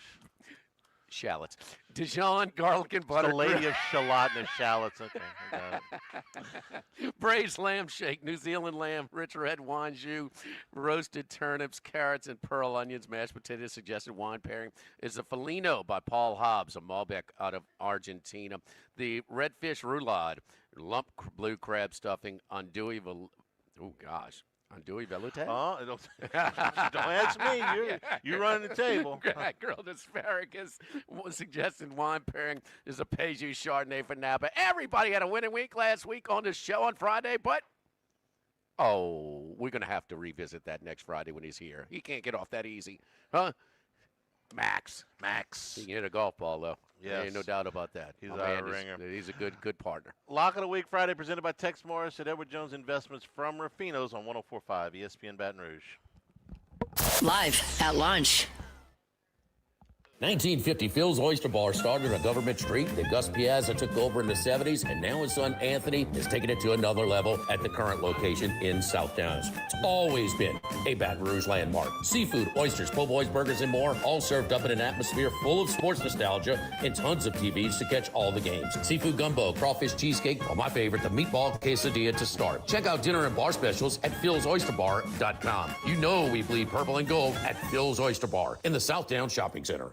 We're here to examine things that get better with age, like this bottle of Chateau Lafite Rothschild, vintage 1877. Age can make things more valuable, like this Picasso from his Blue Period, 1904. And treasured, like this Roto-Rooter jingle, 1954. Roto-Rooter jingle? Just listen to it. Oh, Roto-Rooter, that's the name. And the wind go troubles down the drain. Roto-Rooter. The timeless melody. Roto-Rooter? The lithe arrangement. But it's a clog-busting company. Wrong there. Roto-Rooter has grown into more than a clog-busting company. They're North America's largest full-service plumber and drain cleaner. And when you need Roto-Rooter, remembering this jingle can be priceless. Roto-Rooter. For all of your plumbing and drainage solutions, call Roto-Rooter in Baton Rouge at 925-8710. That's 925-8710. Since the 1930s, Supreme Rice has delighted their customers for all of your favorite South Louisiana dishes. Whether you like the brown, long grain, medium grain, jasmine, or the new parboiled rice, Supreme Rice makes your favorite dishes even better. They even have a healthy low glycemic rice, a great option for diabetics and those who have high insulin resistance. Supreme Rice is proud to be part of the Climate Smart program, which promotes water conservation and reduces methane emissions so future generations of Louisiana farmers can enjoy the same benefits. For more information and great recipes, find them online at supremerice.com. Workbox can handle all of your movable storage needs, commercial and residential. Our shipping containers come in various sizes, 8x8, 8x10, 8x20, or even 8x40 feet. Not just one size. These units can be customized for any use. Custom lunchrooms, offices, work sites for plumbers or welders, dual purpose, part office, part storage, climate control, shelving, lighting, using different materials, whatever you need. Give my buddy Martin Padial at Workbox a call at 343-4886, 343-4886, and workboxllc.com. Attention vehicle owners. Before you trade your transportation, let K&M Automotive give your vehicle a new lease on life with a remanufactured product from Jasper Engines and Transmissions. A Jasper remanufactured engine, transmission, or differential will extend your vehicle's life, giving you the extra cash to do the things you really enjoy. And Jasper offers a 3-year, 100,000-mile nationwide parts and labor warranty. K&M Automotive, 636-2875. That's K&M Automotive, Siegen near Perkins. Get Moss Max and less tax during happy hour at Modesto. Join us Tuesday through Friday, 2 to 6 p.m. for $10 20-ounce margaritas and dip trio with $5 drink specials and $6 seasonal cocktails. Eat Modesto, 3930 Burbank Drive. Pizza that's true to its hand-tossed wood-fried tradition. Roca Pizzeria is heating up its new half-off happy hour, Monday through Fridays, 3 to 6 p.m. Come enjoy 50% off margarita, pepperoni, more cheese, craft cocktails, wine by the glass, and draft beer. Roca Pizzeria, 3897 Government. Need more space? Workbox LLC has the storage solutions you can count on. Whether you're a homeowner, commercial contractor, or industrial business, we have the space for you. Our secure, versatile storage units are ready to meet your needs. Contractors, keep your site organized and efficient. Store your materials with us and access them anytime you need. Businesses, industries of any size, Workbox LLC is your trusted partner for flexible, safe storage. Workbox 343-4886 and workboxllc.com.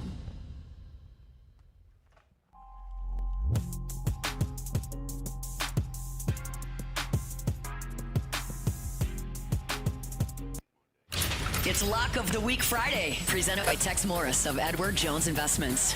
Now, back to Live at Lunch from Ruffino's on Highland Road on 104.5 ESPN, Baton Rouge. All right, let's go. We're in Las Vegas this week. Yes, indeed. Chris Massaro live at Las Vegas. Got some calls from the win last night. A few disturbances when the Dolphins were struggling a little bit. Chris, how you doing?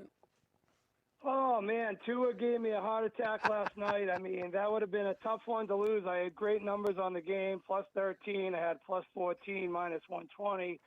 I could see it coming. It almost happened. The pick six was inevitable, but luckily they had Jalen Waddle chasing down the interceptor there. So do you think stuck it out? We stuck it out. Do you think he kind of voluntarily kind of went to the sideline a little bit? Charlie, you too? Go ahead, Chris. Chris. I mean, he kind of did, but I mean, Jalen Waddle gave a good effort. I mean, listen, you guys were talking about it before the break. You should be trying to get it down to the least amount of possible time. How you possibly throw the ball on first down, you can blame Tua, you can blame McDaniel. It's just a combination of just stupidity. You need to run the ball. You were getting 5 yards of carry. You need to waste the clock. You cannot throw the ball there on first down. And McDaniel said after the game, he says, we're trying to protect the ball there, and it was as close as he hand could the ball come. off.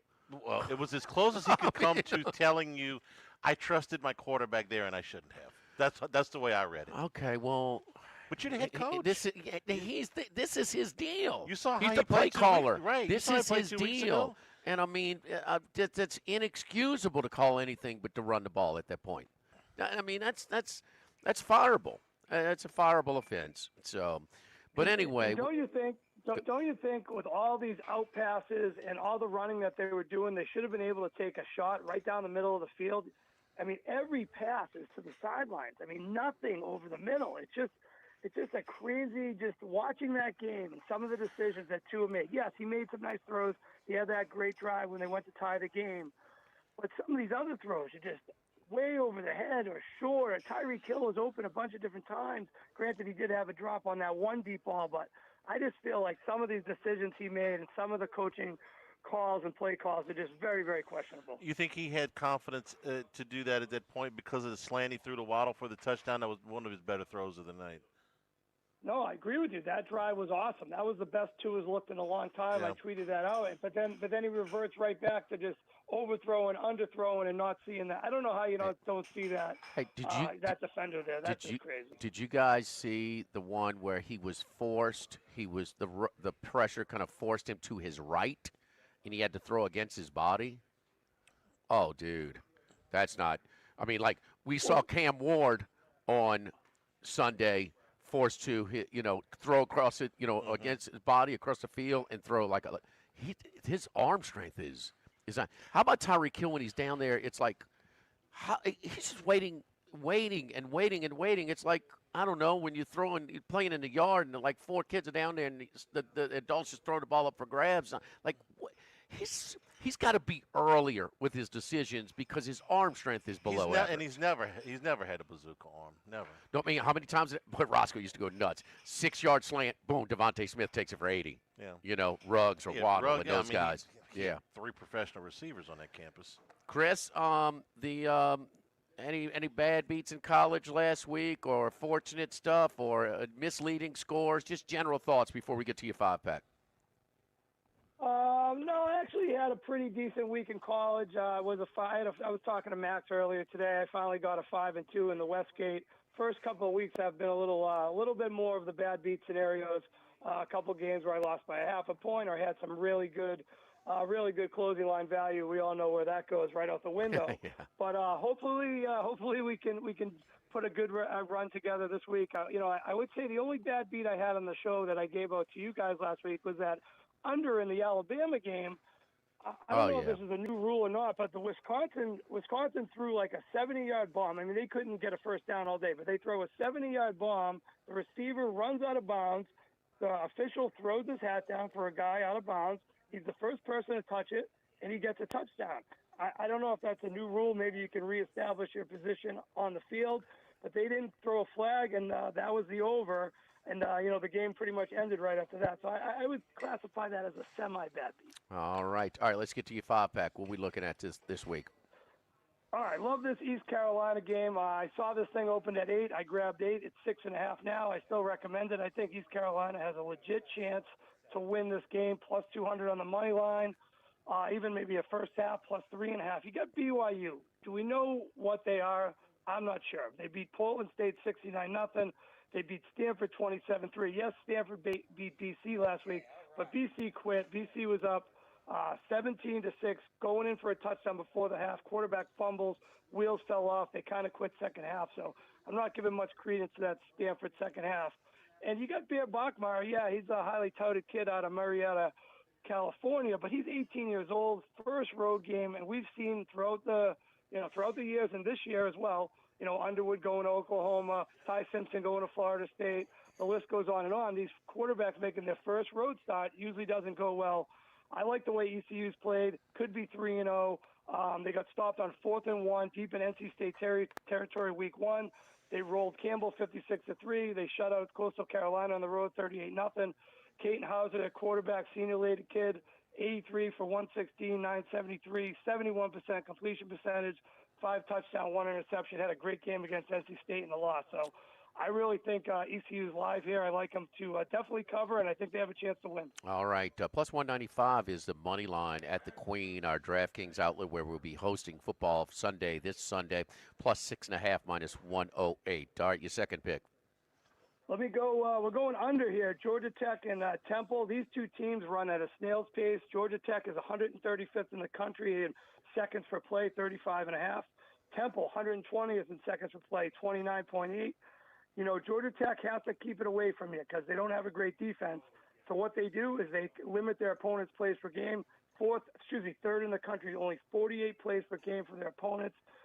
Temple doesn't have a good rush defense, so I think this is a game of keep away. Maybe it starts a little slow too because of the big win over Clemson last week. I watched Temple's offense against Oklahoma, not much of anything, and I think it's just a game of keep away by Georgia Tech. A lot of running, a lot of grinds in the clock.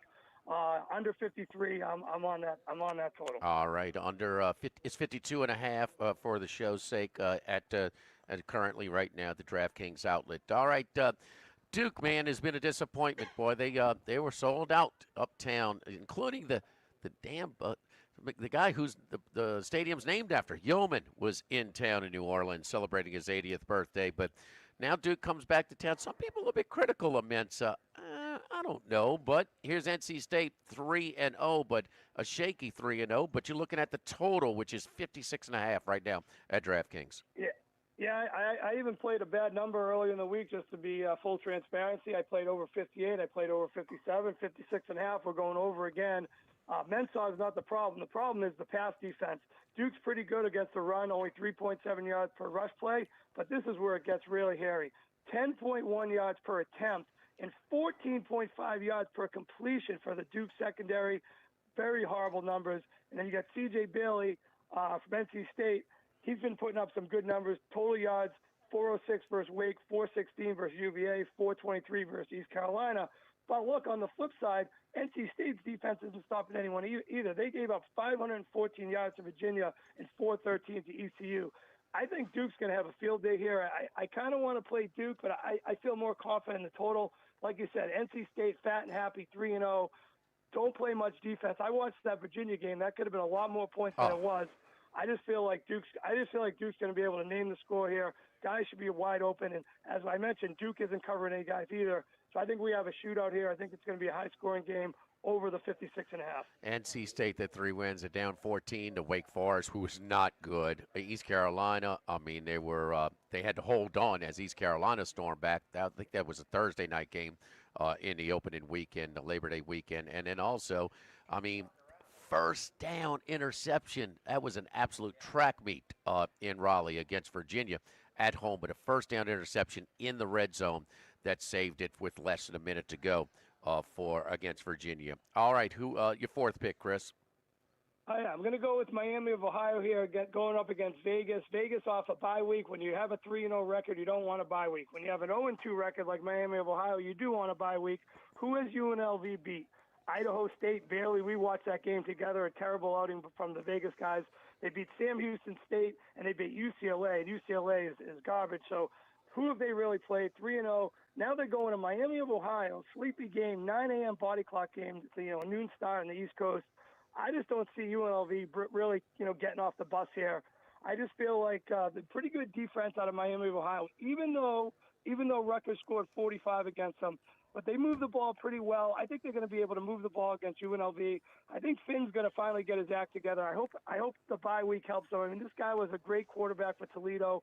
He's back in the MAC, and I think UNLV, a team that's given up 75 points against subpar competition, is a recipe perfect for Miami of Ohio. I like the body clock situation. I like the fact that UNLV's off a bye that they don't need, and they're going to travel all the way east. Give me Miami of Ohio plus 2.5.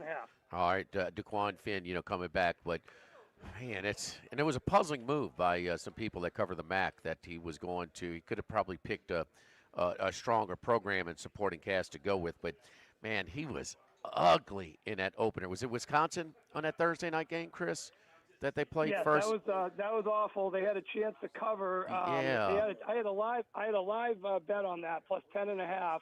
And they had a chance to cover, and he got kicked off in the end zone with, maybe like a minute left in the game. Yeah. It was on, first or second down from the 6-yard line. All right, your fifth and final pick for this week. The final pick is coming down between two teams. It was either going to be Kansas or Virginia.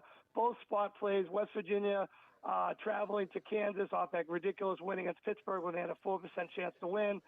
But I'm going to go with Virginia. Stanford beat Boston College. First win for the Frank Reich, Andrew Luck era. Like I mentioned, it wasn't really anything Stanford did. BC was just a complete disaster. Turnovers, horrible tackling. They pretty much quit in the second half. And you're going to go travel across the country to play a Virginia team that's not afraid to run up the score. 454 yards against Coastal, 514 versus NC State, 700 yards versus William and Mary. I think Virginia names the score here. I don't think Stanford's going to be put up much of a competition. And it's just one of those spots where even though it's a big favorite, you can lay the lumber with Virginia, and I also think you can lay the lumber with Kansas if you want as well. Yeah, Morris is doing a good job of running the offense. You made that poor decision, kind of throwing a 50-50 ball when it's not necessary. They had enough time to take his time, just going to throw it away on first down. But that'll be interesting. Yeah, didn't Stanford? They fell behind. Didn't they have like a pick six right before half that kind of got them the lead at half? That was a Friday night game, right? What happened was it was about 3 minutes to go in the half. It was 17-6 BC, 1st and 10 at the 25. Oh. Shotgun snap, quarterback fumbled. Stanford ended up going down to score. BC did get a field goal before the half, so it was 20-13. But then BC, I don't know what happened at halftime, but they didn't try in the second half. The quarterback was terrible. No one was trying to tackle. It was pretty much fullback dive up the middle for 17 yards every play. And BC got shut out in the second half by Stanford. It's probably one of the more embarrassing losses I've had to suffer as a BC fan in my career. I want to ask you on the way out, Illinois, Indiana. This line is creeping up. To me, this is kind of a pick'em game.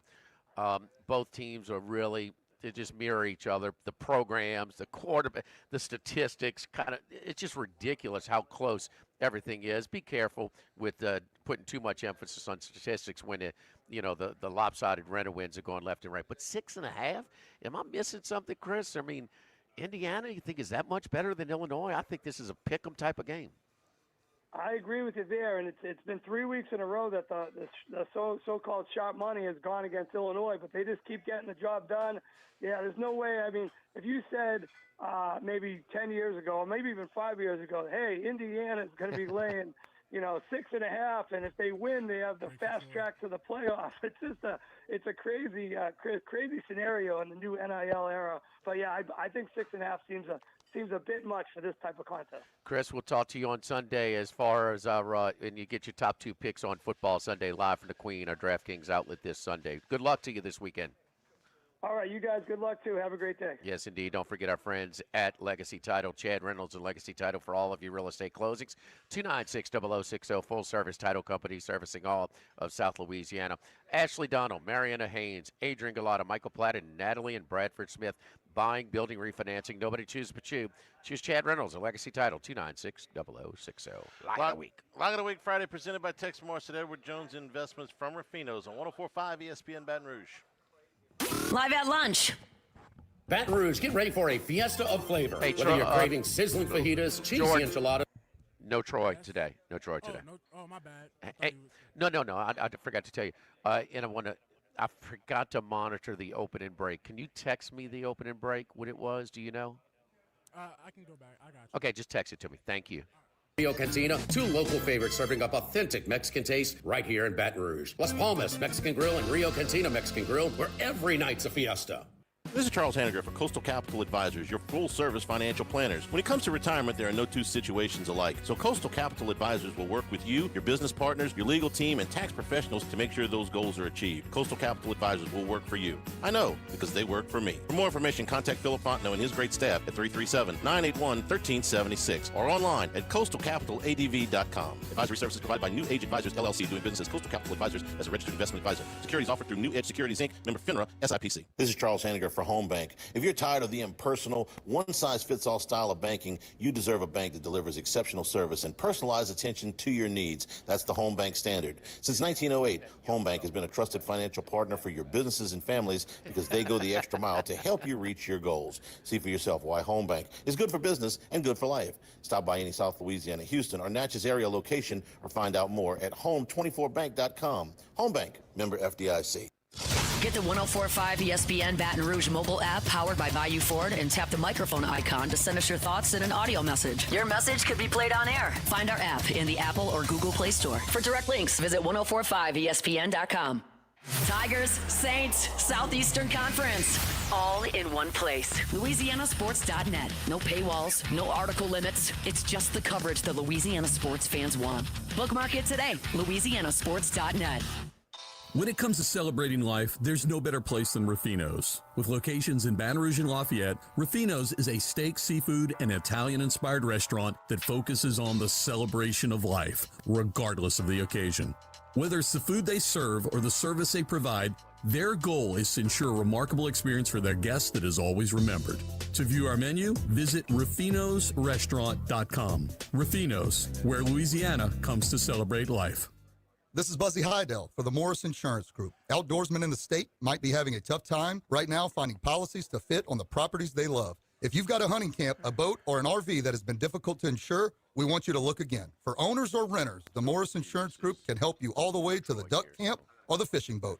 We also have policies on coastal properties, including flood insurance to let owners protect themselves in the event of damage. For your camps, boats and trailers, four-wheelers, ATVs, and tractors, get a quote today at morris-ig.com or call 225-201-0007. This is Charles Hanniger for Total Maintenance. For AC and heating, generators, electricity, plumbing, and more, Total Maintenance is your one-stop sales and service shop for all these needs. One of South Louisiana's oldest and largest AC and heating companies. Since 1980, their slogan has been service today, every day, so no one ever has to go to sleep hot. They're an authorized dealer for Carrier, American Standard, Daikin, and Rheem AC units, for Generac and Cummins generators as well. And now, for all of your electrical and plumbing needs, in Baton Rouge, call 480-1000. In New Orleans, 841-3300. Service today, every day. Total Maintenance. At Town Square Pizza, we take pride in serving Baton Rouge with fresh, delicious, piping hot, personalized pizza with unmatched speed. Whether you're a downtown worker, a family looking for convenience and value, or an out-of-towner staying at one of the nearby hotels, Town Square Pizza is the spot for you. Try a specialty pizza like the Spanish Town Supreme or custom build your own. Family packs, kids' meals, and salads are available as well. It's hip to be square at Town Square Pizza, downtown facing. What else? Town Square.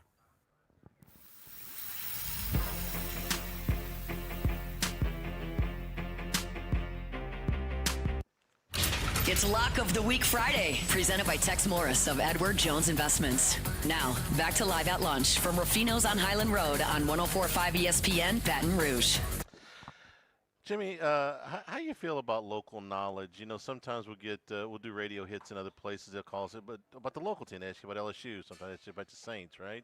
Local knowledge. Right. Okay. Okay. So Wednesday we had Wes Reynolds on. He lives in Las Vegas, right? But, he said but he's an Indiana guy. But he lives in Las Vegas, right? Absolutely. Okay. Yeah. And he said, go against UNLV. Thursday we had Matt Humans on. Lives in Las Vegas, right? Yes. Said, go against UNLV. Yes. Today we had Chris Massaro on. He doesn't live in Las Vegas, but he spends a fair amount of time there, right? He said go against UNLV. Accurate. Okay, That's so more than accurate. We got a lot of local knowledge here to say go against the Rebs. So how much is collusion, though? Those three?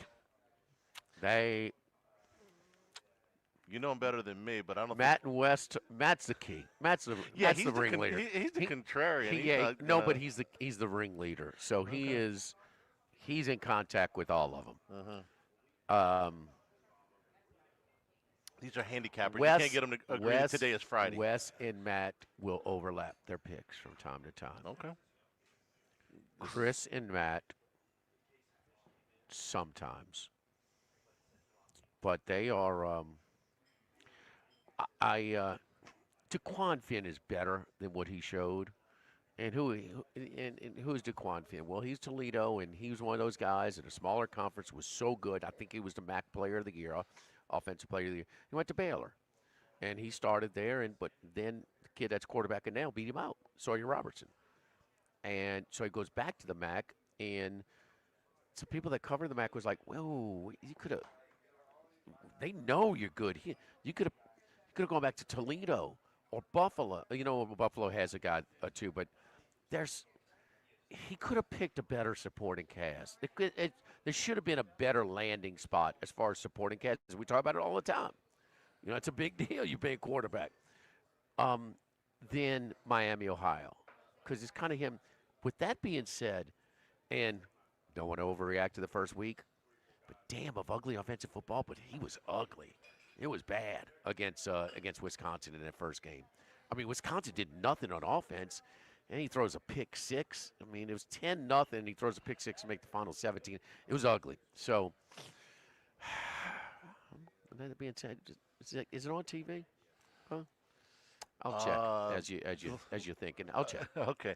But yeah, I'll be on Miami, Ohio. I'll trust them. So, but you know what? Sarah used to crack on me last year. He's like, wait a minute. You're LSU. Can you get one LSU game right this year? Yeah. Okay.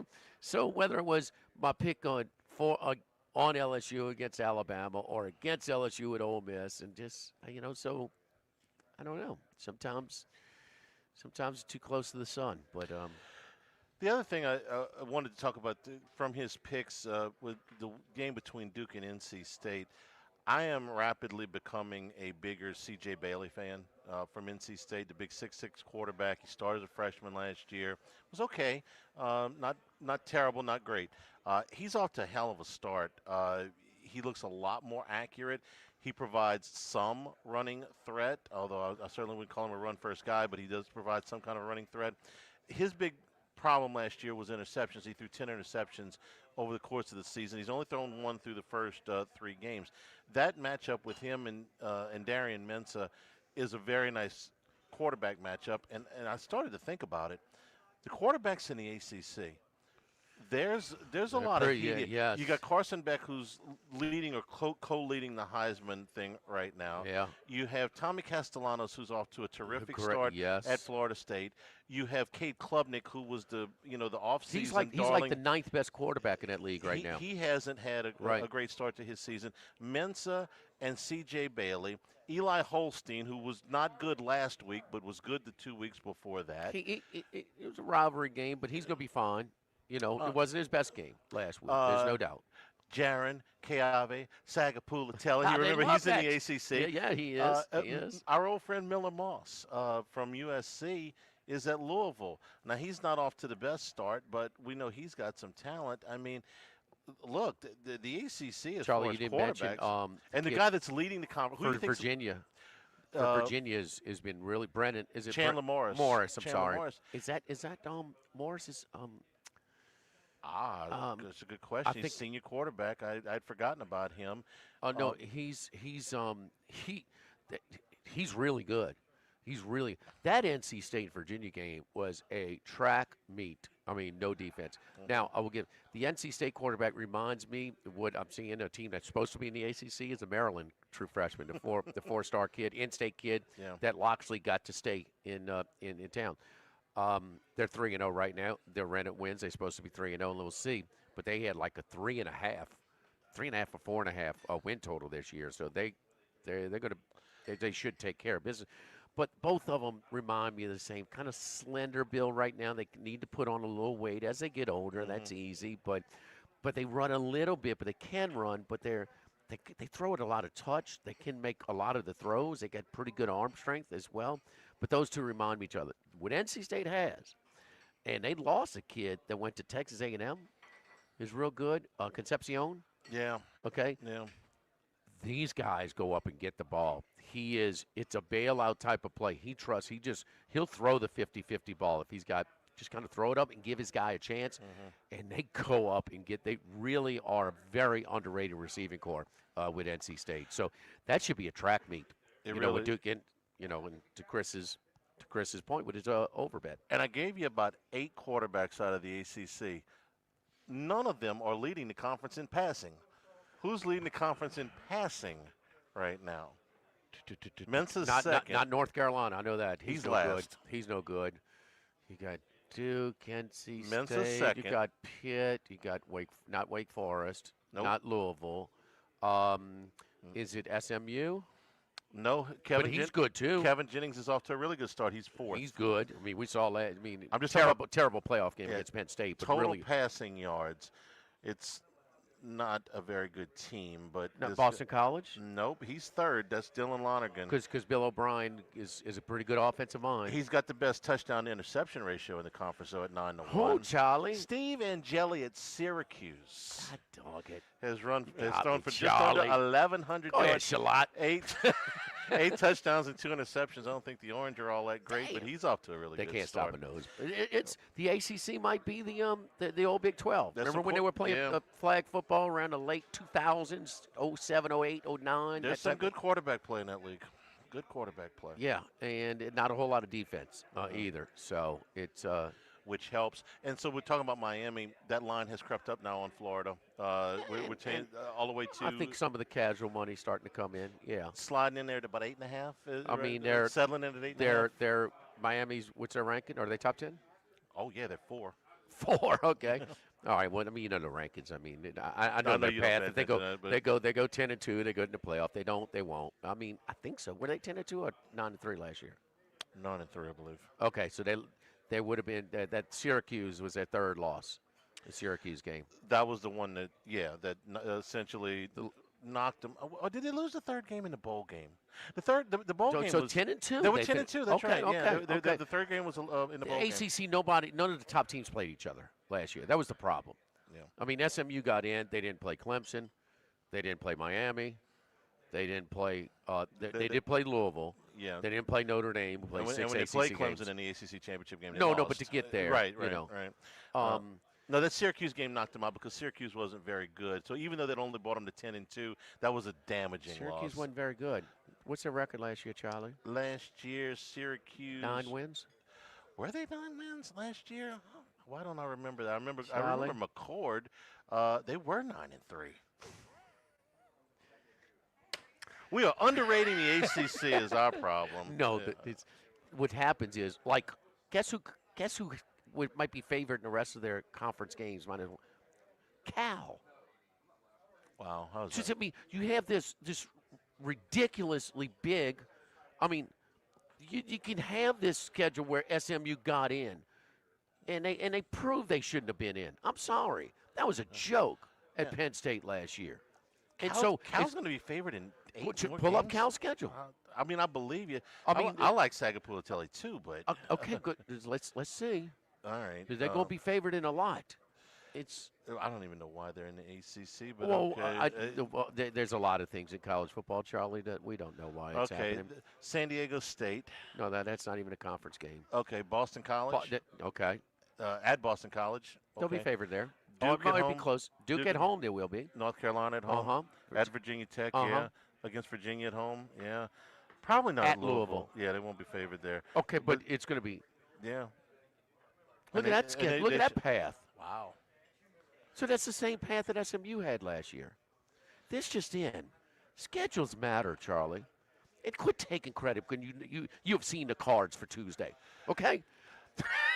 I'm just excited that Cal's going to be in all of these games so everybody can learn how to say Jaron, Keave, Sangapulatelli. As long as he keeps covering, you keep singing it. Sing it, Charlie. Sing it. I mean, put three-part harmony. Put it to a Buffett riff or something. Whatever you got to do. There's a good idea. Huh? Mm-hmm. You can see Buffett wasted away. God rest his soul. Sagapulatelli. Get him like a little small, like a ukulele. And It's Sagapulatelli somewhere. Sagapulatelli. Total Maintenance, one of South Louisiana's oldest and largest AC and heating companies since 1980. AC heating, generator installations, maintenance, whatever you need. Service today, every day means same-day service means you'll never sleep hot. I know fall's right around the corner, but it's still hot here. You call today, you get service today. You've heard the horror stories with some other companies. Oh, yeah, we're going to get to you. And next thing you know, you're spending 2 nights without AC. Not going to happen. You call 480-1000, 480-1000. My man, Lucas Ragusa, he has worked in every level of this AC and heating operation, so he knows what it takes to put together a team that's going to be efficient and serve you as best as they can. Factory authorized dealer for Carrier, American Standard, Dakin, Rheem Products. Call my man, Lucas Ragusa, and his team at Total Maintenance, 480-1000.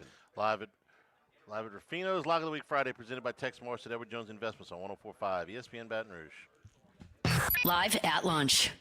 1950, Phil's Oyster Bar started on Government Street. Then Gus Piazza took over in the 70s, and now his son Anthony has taken it to another level at the current location in South Downs. It's always been a Baton Rouge landmark. Seafood, oysters, po' boys, burgers, and more, all served up in an atmosphere full of sports nostalgia and tons of TVs to catch all the games. Seafood gumbo, crawfish cheesecake, or my favorite, the meatball quesadilla to start. Check out dinner and bar specials at philsoysterbar.com. You know we bleed purple and gold at Phil's Oyster Bar in the South Downs Shopping Center. Go Automotive has a great selection of new cars. Chevy, GMC, Hummer, Chrysler, Dodge, Jeep, Ram. You rather a pre-owned vehicle? Using our resources will help find you any vehicle that you're looking for. Our service department offers VIP service. You never have to come to the dealership. We'll pick up the vehicle at your home or office, drop off a loaner, service the vehicle, and return it when it's done. Mention my name, Jimmy Ott, for VIP pricing. The Chevy Tahoe I drive came from Go Automotive. That's Go Automotive in LaPlace and Plaquemine. Louisiana, you've got a new home for coverage of LSU, the New Orleans Saints, and the Southeastern Conference. LouisianaSports.net. LouisianaSports.net. Feature stories, opinion columns, recruiting updates, in-game reports. And it's all free. No paywalls, no annoying pop-up ads, no recurring subscriptions. Just the content you crave. From the folks that bring you 104.5 ESPN Baton Rouge, it's LouisianaSports.net. If you're near the north side of campus, I need to remind you about a couple of longtime favorites. Highland Coffee is the original specialty coffee shop in Baton Rouge since the 1980s. My personal favorite, love getting my cappuccino from their friendly, knowledgeable staff, roasted right in the shop. Louis Cafe for breakfast and lunch 7 days a week. The Mitchell omelet, Cajun hash browns, Big Cheesy Lou, all served up in that famous open kitchen atmosphere. In Tigertown since 1941. A couple of great spots, Highland Coffees and Louis Cafe, just outside the north gates of LSU. This is Buzzy Hydell for the Morris Insurance Group. Outdoorsmen in the state might be having a tough time right now finding policies to fit on the properties they love. If you've got a hunting camp, a boat, or an RV that has been difficult to insure, we want you to look again. For owners or renters, the Morris Insurance Group can help you all the way to the duck camp or the fishing boat. We also have policies on coastal properties, including flood insurance to let owners protect themselves in the event of damage. For your camps, boats and trailers, four-wheelers, ATVs, and tractors, get a quote today at morris-ig.com or call 225-201-0007. Since the 1930s, Supreme Rice has delighted their customers for all of your favorite South Louisiana dishes. Whether you like the brown, long grain, medium grain, jasmine, or the new parboiled rice, Supreme Rice makes your favorite dishes even better. They even have a healthy low glycemic rice, a great option for diabetics and those who have high insulin resistance. Supreme Rice is proud to be part of the Climate Smart program, which promotes water conservation and reduces methane emissions so future generations of Louisiana farmers can enjoy the same benefits. For more information and great recipes, find them online at supremerice.com.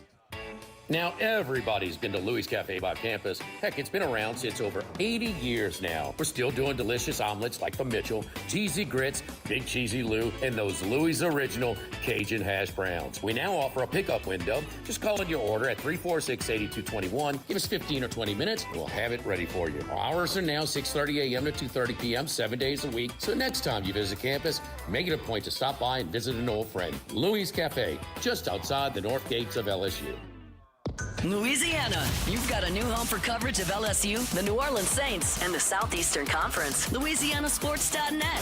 LouisianaSports.net. Feature stories, opinion columns, recruiting updates, in-game reports. And it's all free. No paywalls, no annoying pop-up ads, no recurring subscriptions. Just the content you crave. From the folks that bring you 104.5 ESPN Baton Rouge, it's LouisianaSports.net.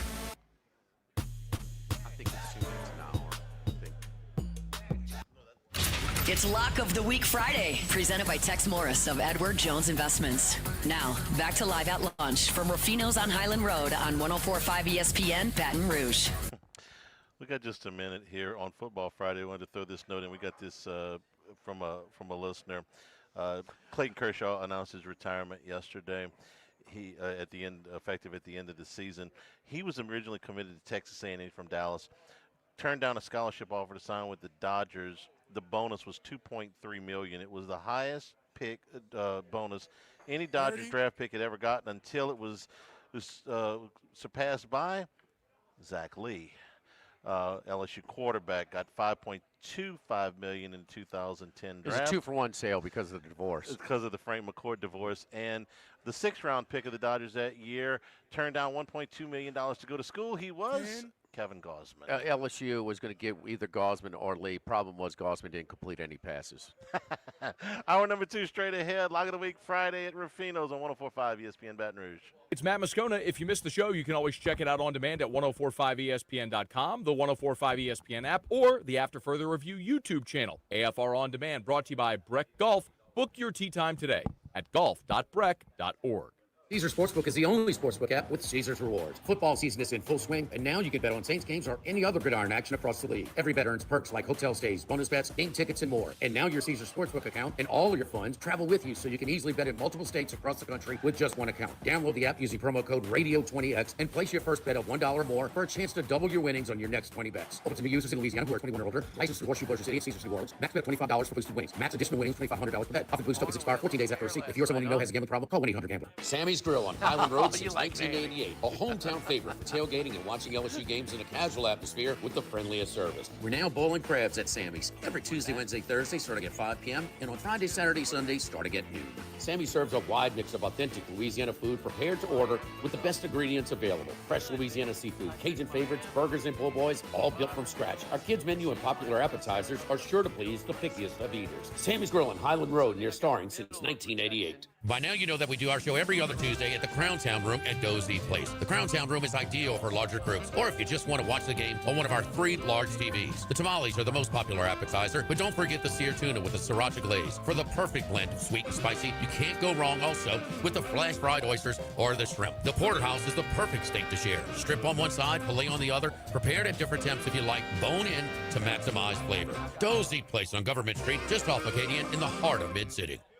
Get the 104.5 ESPN Baton Rouge mobile app powered by Bayou Ford and tap the microphone icon to send us your thoughts in an audio message. Your message could be played on air. Find our app in the Apple or Google Play Store. For direct links, visit 1045ESPN.com. Tigers, Saints, Southeastern Conference, all in one place. LouisianaSports.net. No paywalls, no article limits. It's just the coverage the Louisiana sports fans want. Bookmark it today. LouisianaSports.net.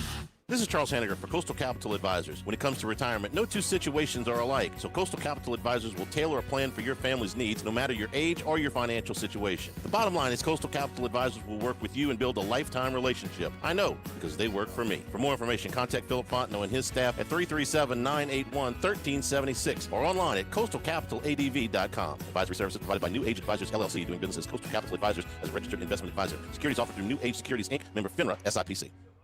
This hour of Live at Lunch with Ott and Hanny is brought to you by Dana Brown at the law offices of O.C. Brown, 343-1111 and OCBrown.com. Roto-Rooter for all your plumbing needs, 925-8710. Supreme Rice, grown, milled, processed in Louisiana since 1936. United Community Bank, the local way to bank big. Tex Morris at Edward Jones Investments on Jefferson Highway, 928-8659. Total Maintenance, your one-stop shop for AC, electrical, generators, and plumbing. Service today, every day for Total Maintenance. And Coastal Capital Advisors. Markets evolve. We adapt.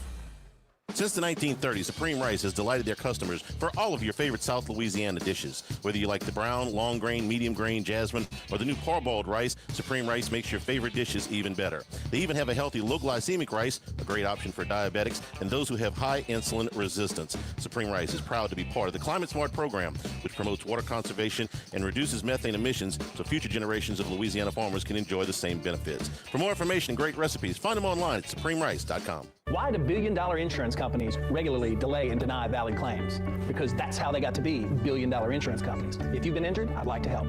Spencer Callahan is the one to see. Call 387-2323. LA filing number 16-7969. WNXX Jackson, KNXX Donaldsonville, and WDGL HD2 Baton Rouge. This hour brought to you by Spencer Callahan Injury Lawyers. LA 21 12681. Offices in Baton Rouge.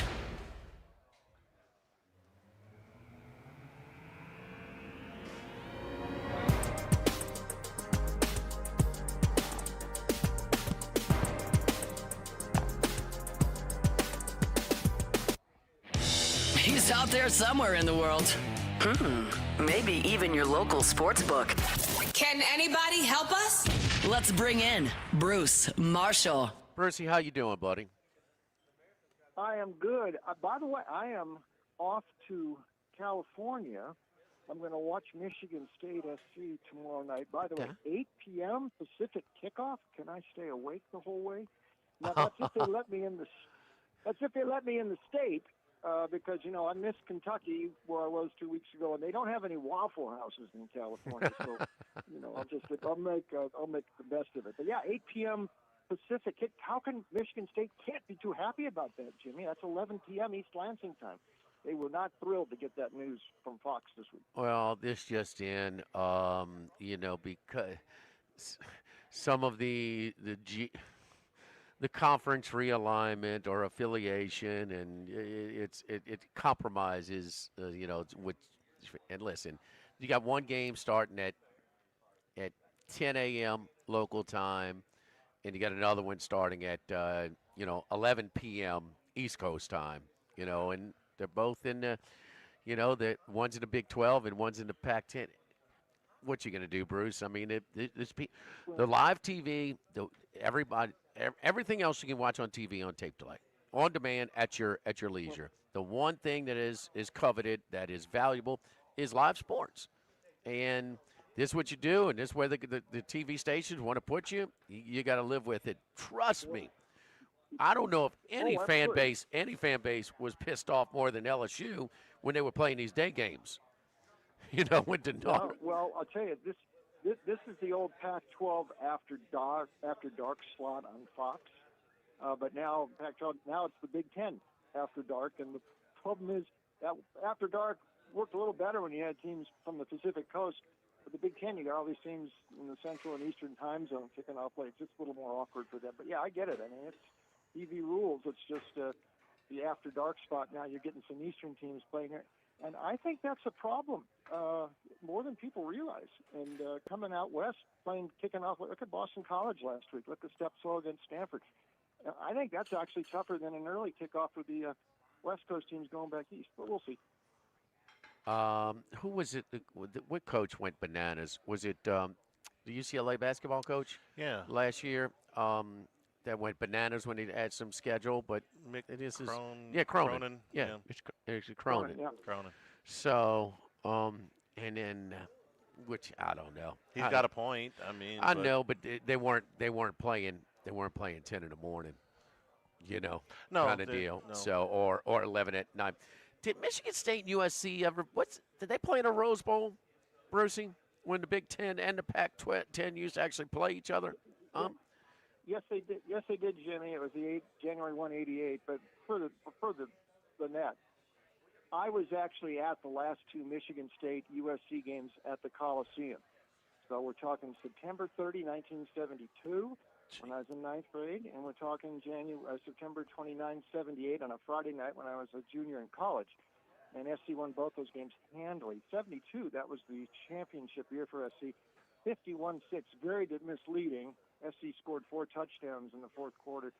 And Pat Hayden threw a 30-yard touchdown to Lynn Swan in the last 30 seconds. Nice of John McKay to just stood on the ball at the end of the game, huh?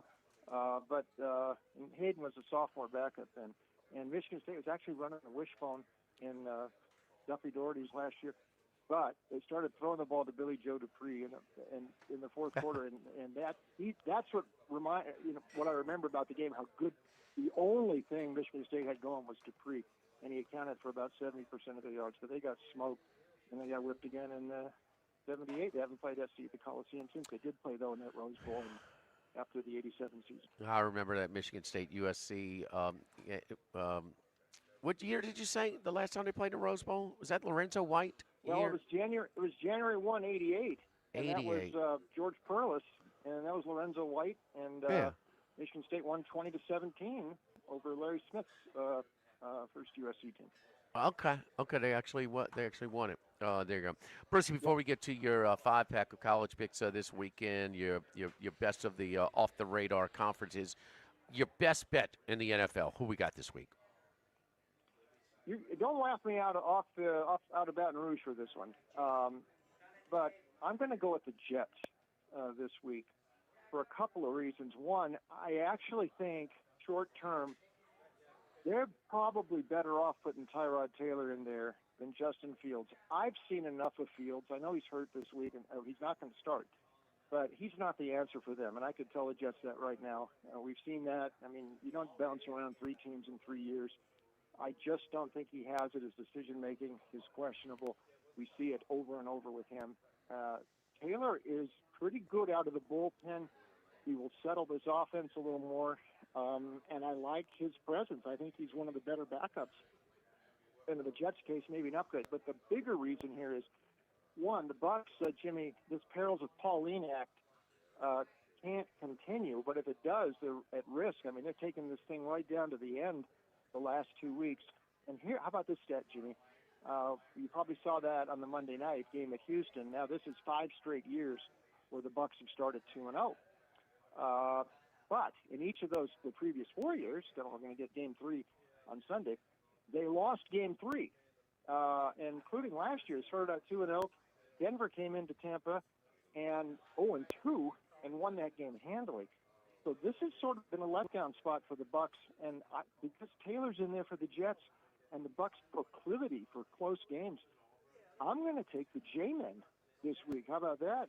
Won't certainly say that too often, but I'm going to go with the Jets this week. Jets +7 against the 0-2 teams. So I was off to a good start last night, and yes, I agree with you. I think that Tyrod Taylor that can actually run more of an offense at this point than Justin Fields. All right, Bruce, we do 5 of them, and you're off to a great start early on. The quarter pole, you call it, Charlie, in college football? Sure. Huh? 3 games. All right, Bruce, let's go through them. Who we got? Let's go, first of all, let's go to the Big 12 tomorrow. And Waco, Baylor, playing Arizona State. Short price at home for Baylor.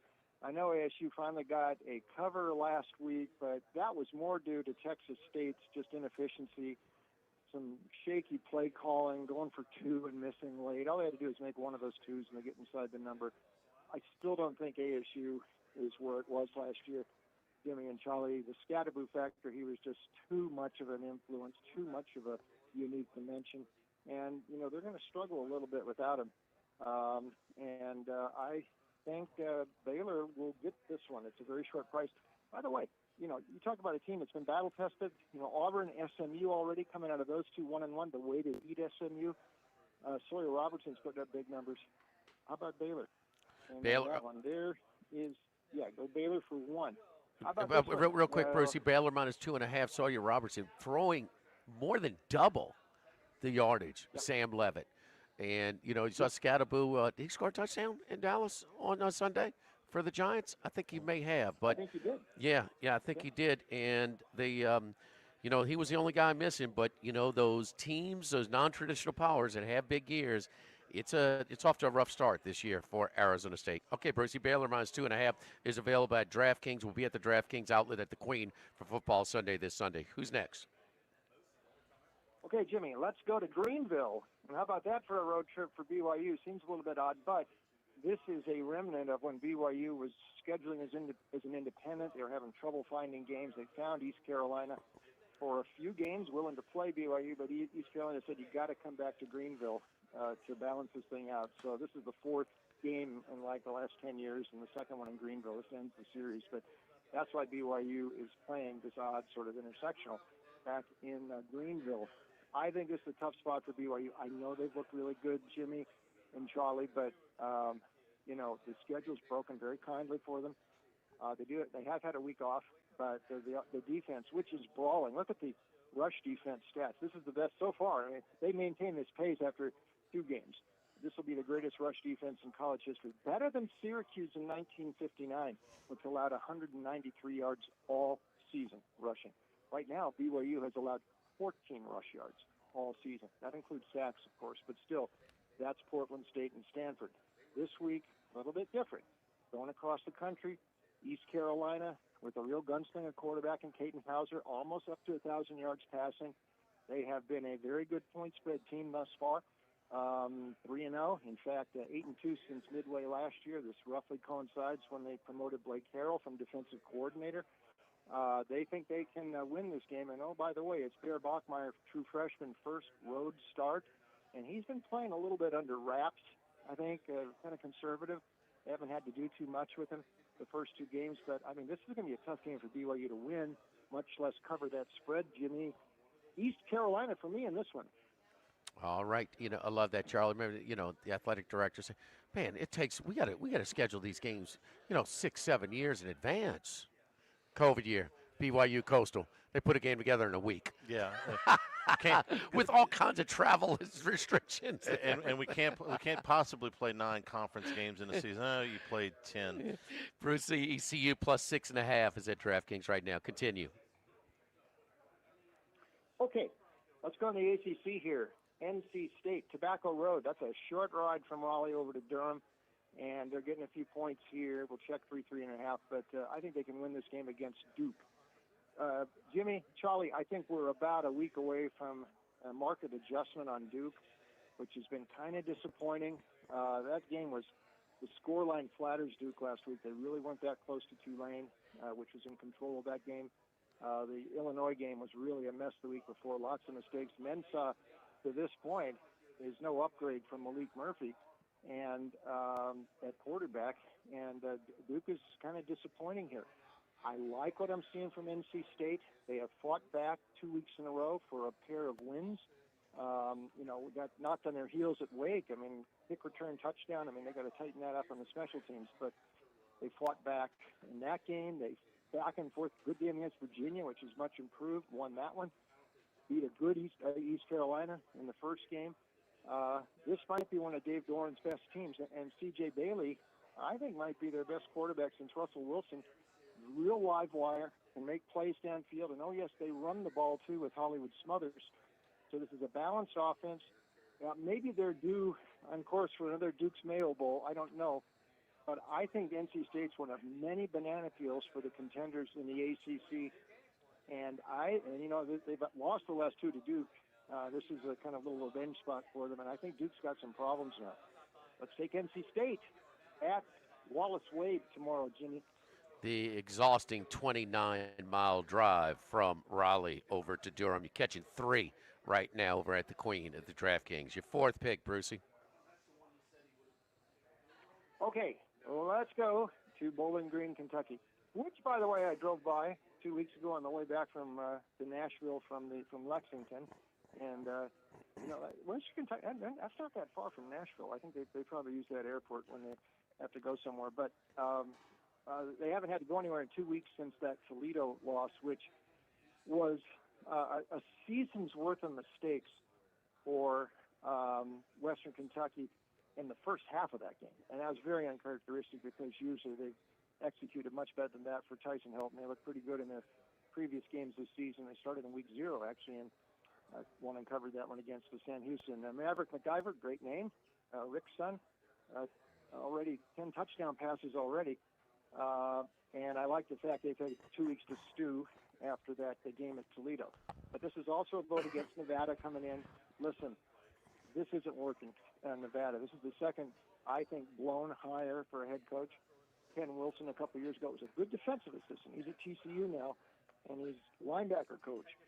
That's what he should do. He wasn't a head coach. The program dropped precipitously with him. They hired Jeff Choate off the Texas staff. He had been at Montana State before. It's not working with him either. They need cutting edge at Reno. Choate is talking about scaling back the offense. No, that's not going to work with the Wolfpack. They don't have a downfield passing game. He is juggling his quarterbacks. They're only scoring 14 per game. Lost at home to Middle Tennessee, blew that game late. Middle Tennessee is not that good. Miracle win over Sacramento State at home. The week before that, they needed a pick six in the last 2 minutes. I think this could be a big win for Western Kentucky. I will take the Hilltoppers minus the points. Bowling Green's just a cozy place to pull over and maybe catch a nap as you drive to the Kentucky Derby to go see Gopher Jen win. So anyway, yeah, Nashville, about an hour and 10 minutes from Bowling Green, Kentucky. Yeah. There you go, Brucey. And if you come back after the first Saturday in May, catch the Beale Street Blues Festival on the way back in Memphis, Charlie. You are quite the travel agent. Just Bruce got Europe and all over it, Right, and I've got the South. All right, Brucey, your last pick here. Yeah, they got a nice Buc-ee's right outside of Bowling Green, too. So, Buc-ee's wasn't around with Gopher Gin. Okay, one more. Where I'm going to be tomorrow. All right, let's make it a little bit more fun. Keep me awake. Now, I don't care about the teams. I'm worried about me staying awake, driving through L.A. on the freeways at midnight tomorrow. That's what I'm more worried about. Yeah. But USC minus, this is climbing up there. We've seen some 18s, 18 and a half now. I'm going to do it with USC. This is what I think about Michigan State right now. This is a very misleading 3-0. And, oh, by the way, looks very familiar to last year. Also started 3-0, but unimpressive.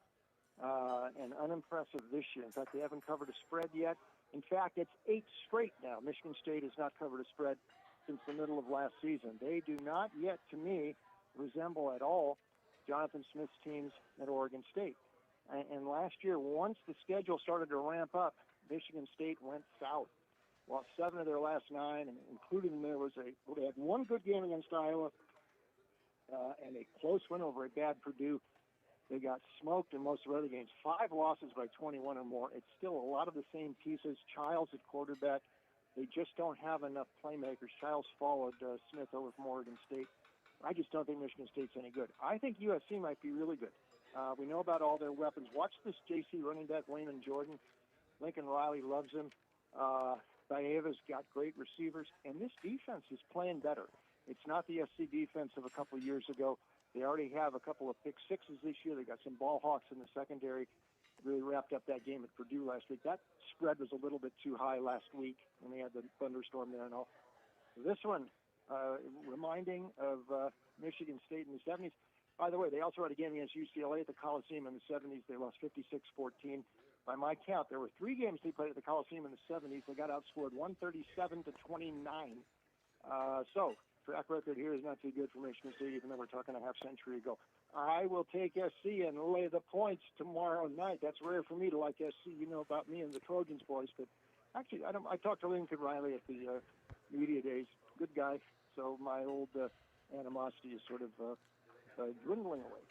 Oh, boy, you're getting schmoozed by Lincoln Riley, huh? So, but, can USC make that next step? The offense, as typical, 55 points a game so far. I know it's dangerous territory trying to get into stats this early when the schedules are so lopsided. See Penn State.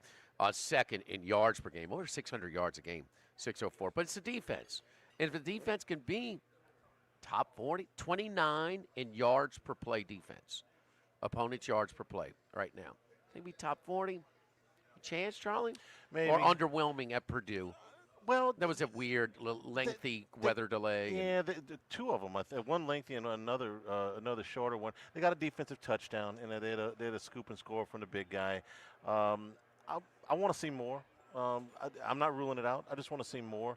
Barry Odom's also got a little bit of mojo going at Purdue right now, so it wasn't the easiest thing for them to, cross halfway the country and go. I want to see more. Yeah, 23-10 when they got their pick 6 in the, a 70-yard pick 6. They gave the big guy credit for the interception. I thought he picked it up off the ground, but yeah, that was it was an interception. Out of the air. Okay, yeah.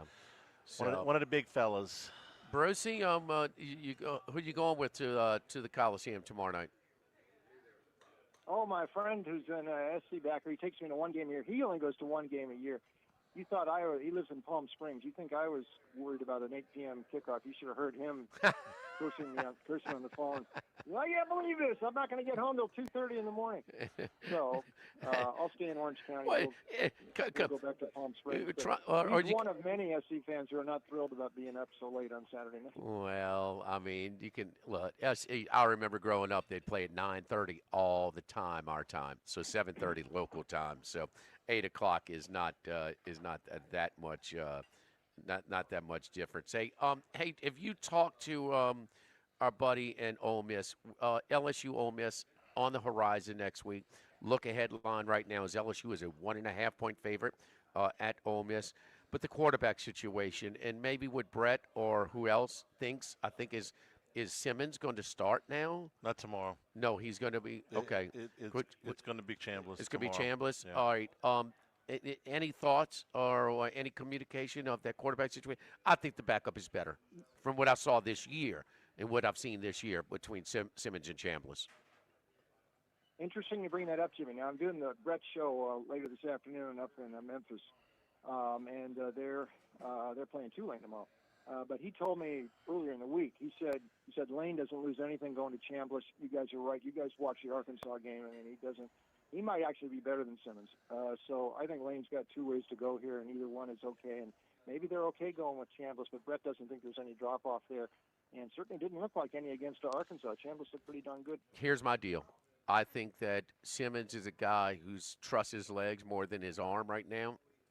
He throws nothing but fastballs, and he doesn't have a whole lot of touch on his throws. I thought Chambliss throwed a better ball with touch and accuracy, which I think is important because yards after the catch, hitting these targets in underneath on the move, that Kiffin, part of his play design.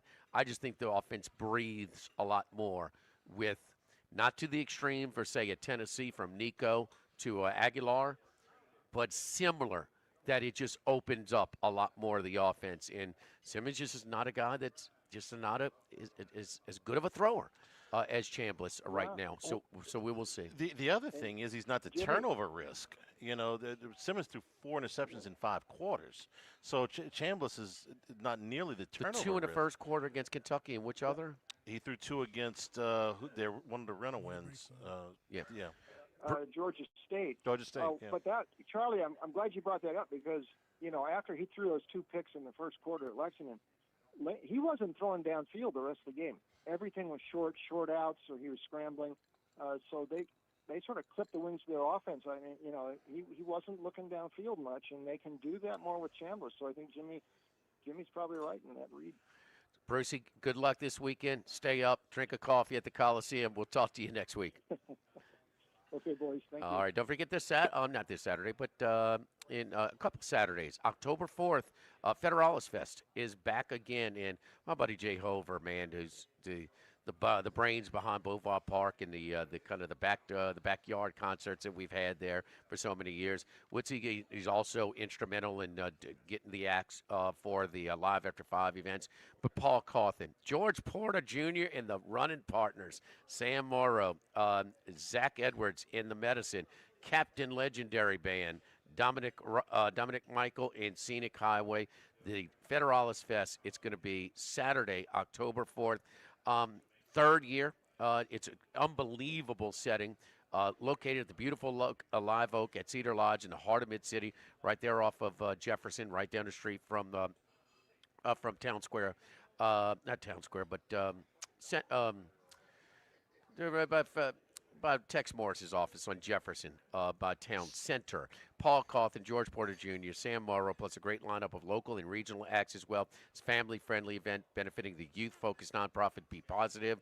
All kinds of tickets available from general admission to VIP.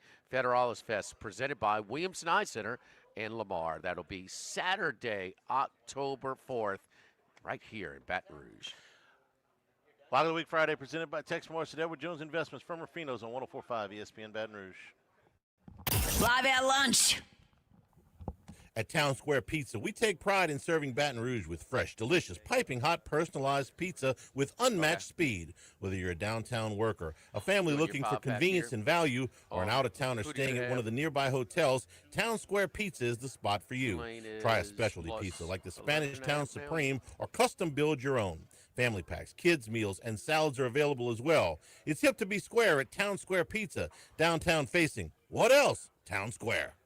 Have you been arrested or even issued a traffic ticket? Everyone makes mistakes. Hi, I'm Dana Brown from the law offices of O.C. Brown. If you find yourself in an unfortunate situation with the law, call us today and we can help you resolve your problem, whether it's just a traffic matter or something more serious. No criminal matter is too big or too small for us to aggressively and effectively represent you. Before making any decisions, call us at 225-343-1111 for your free consultation. You can also visit us at ocbrown.com. The law offices of O.C. Brown, your law firm for a lifetime.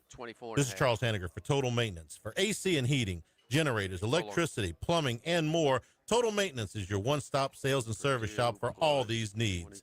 One of South Louisiana's oldest and largest AC and heating companies. Since 1980, their slogan has been service today, every day, so no one ever has to go to sleep hot. They're an authorized dealer for Carrier, American Standard, Daikin, and Rheem AC units, for Generac and Cummings generators as well. And now, for all of your electrical and plumbing needs, in Baton Rouge, call 480-1000. In New Orleans, 841-3300. Service today, every day. Total Maintenance. When it comes to celebrating life, there's no better place than Rafinos. With locations in Baton Rouge and Lafayette, Rafinos is a steak, seafood, and Italian-inspired restaurant that focuses on the celebration of life, regardless of the occasion. Whether it's the food they serve or the service they provide, their goal is to ensure a remarkable experience for their guests that is always remembered. To view our menu, visit RafinosRestaurant.com. Rafinos, where Louisiana comes to celebrate life. Louisiana, you've got a new home for coverage of LSU, the New Orleans Saints, and the Southeastern Conference. LouisianaSports.net.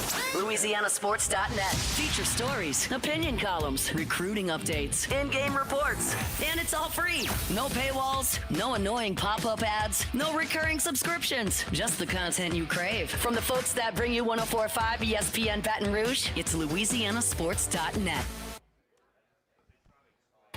Now, everybody's been to Louis Cafe by campus. Heck, it's been around since over 80 years now. We're still doing delicious omelets like the Mitchell, cheesy grits, big cheesy Lou, and those Louis original Cajun hash browns. We now offer a pickup window. Just call in your order at 346-8221. Give us 15 or 20 minutes, and we'll have it ready for you. Our hours are now 6:30 a.m. to 2:30 p.m., 7 days a week. So next time you visit campus, make it a point to stop by and visit an old friend. Louis Cafe, just outside the north gates of LSU. This is Charles Hanniger for Coastal Capital Advisors, your full-service financial planners. When it comes to retirement, there are no two situations alike. So Coastal Capital Advisors will work with you, your business partners, your legal team, and tax professionals to make sure those goals are achieved. Coastal Capital Advisors will work for you. I know, because they work for me. For more information, contact Philip Fontenot and his great staff at 337-981-1376 or online at coastalcapitaladv.com. Advisory services provided by New Age Advisors, LLC, doing business as Coastal Capital Advisors as a registered investment advisor. Securities offered through New Edge Securities, Inc., member FINRA, SIPC. Tigers, Saints, Southeastern Conference, all in one place. LouisianaSports.net. No paywalls, no article limits. It's just the coverage the Louisiana sports fans want. Bookmark it today. LouisianaSports.net. After further review with Matt Moscona, weekday afternoons at 3 on 104.5 ESPN, Baton Rouge. Charles Hannegriff's 5-pack of picks. Brought to you by Supreme Rice. Make sure you use Louisiana rice, grown by Louisiana farmers since 1936. Available at most local grocery stores. Supreme Rice. Welcome, Dano. Charlie with the Hawaii 5-0. Yes, for you younger, most of you younger listeners. Jack Lord. Charlie, what era was this? 70s. Hawaii 5-0, the 70s. Yeah, but yeah, they did a reboot with Scott Kahn. Okay, if you say so. Okay. Yeah, they did. 70s, I watched a lot of TV. Yeah. After that, I'm done. They did a reboot. Very well done, Charlie. Thank you. 5-0. It's hard to do. So, go ahead, brother. Let's start off. Hullabaloo, hullabaloo. All right, let's start off with Tulane plus 11.5 at Ole Miss. Big sandwich spot for the Rebs. They come off that high-scoring game against Arkansas. They got LSU coming in next week. They've got some instability at the quarterback, though. I'm with you. It's no downgrade to Chambliss. It may even be an upgrade. That Ole Miss defense has allowed 58 points the last 2 weeks, 885 yards. And believe it or not, they're the third most penalized team in the SEC. They're being penalized more yards than Florida, who we think is terribly undisciplined. So they've got some issues. Tulane's beaten Northwestern Duke, and what apparently is not a terrible South Alabama team on the road. That South Alabama yardstick against Auburn was fairly close. Auburn won the game by 16, but South Alabama wasn't embarrassed in any way. Tulane wants in the playoffs. They need something to put up against South Florida's win at Florida and their win against Boise State. This would go a long way. A win at Ole Miss would be better than a win at Florida at the end of the season, in my opinion. I don't know if they win, but I sure like those 11.5 points. Tulane's going to be a tough out. I think that they keep it close, and Ole Miss ends up winning this game by about a touchdown. But I'll take the Green Wave and 11.5 points. We'll take Oklahoma minus a 7. Good news, bad news. I'm glad I would have liked to have gotten it at 6.5, but I'm glad I didn't wait until 7.5. So Oklahoma probably beat Michigan worse in the score. They had a big edge in yards, big edge in first downs. They had 2 turnovers and missed a field goal. They looked pretty good in the other 2 blowouts. Jackson Arnold, I give him credit. He's off to a fantastic start, much better than I anticipated, but I think Oklahoma's coaches know him. They know where the weaknesses are in the game. They know the players, so I think I'm counting on Brent Venables to come up with a game plan. Auburn was in control against Baylor and South Alabama, but neither of those yardsticks were completely lopsided. Oklahoma at home, I'll take the Sooners minus the 7. We'll take Purdue plus 24.5 at Notre Dame. I know the Irish need this one, but I think it's too many points. Purdue actually had more first downs than USC last week in that 33-17 loss. We told you that one of those scores was an interception return by a defensive lineman for USC. They had 3 turnovers in the game, 1 return for a touchdown. So I think they're good enough here to keep it close. And Ryan Brown, the quarterback for Purdue, what's one of our biggest angles on the show, Jimmy? Freshman quarterback making his first start on the road. Last year when Ryan Brown was a freshman at Purdue, his first road start was against Illinois. He threw for 297 yards, 3 touchdowns, and no interceptions. That was a ranked Illinois team. They lost the game 50-49, that wild game. But he was okay. He was not phased. I think Purdue keeps it within shouting distance. I'll take the 24.5 points. Take Missouri minus a 10 against South Carolina. We don't know about Lenore Sellers. I just know he's going to be compromised, and I don't think they're that good even with him right now. Missouri scored 155 points in their 3 games. One of those was against Kansas, so it's a decent opponent there. They're the leading rushing team in the SEC.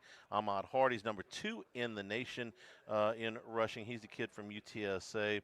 Bo Perbilla off to a really good start. 7 touchdowns, 1 interception, 8.9 yards per attempt.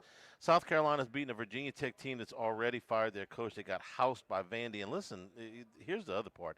South Carolina State outgained South Carolina. South Carolina State gave up 2 punt returns for touchdowns and a scoop and score. That game was more like 17-10 than what the final ended up being. So sellers or no sellers, I like Mizzou here. I'm going to lay the 10 points. And the final game, I'm going to take Illinois and Brett Bielema a plus a 6.5 at Indiana. Illinois has outscored their opponents 135-21. Yeah, they got the 5 turnovers at Duke, but they did what they needed to do with those turnovers and ended up winning by 26. Luke Altmaier, who turned down a bunch of money to go other places, 9.1 yards per attempt, 8 touchdowns, no interceptions, 72% completion percentage, and they've got a real nice 1-2 punch in the backfield with Fegan and Valentine. They're averaging over 5 yards a carry. Illinois, 4-2 against ranked teams last year. No, they weren't ranked at the end of the year, but they were ranked when they played them. Can't tell you much about Indiana. They played the softest schedule this side of Penn State, but I know what they went against ranked teams last year. 0-2.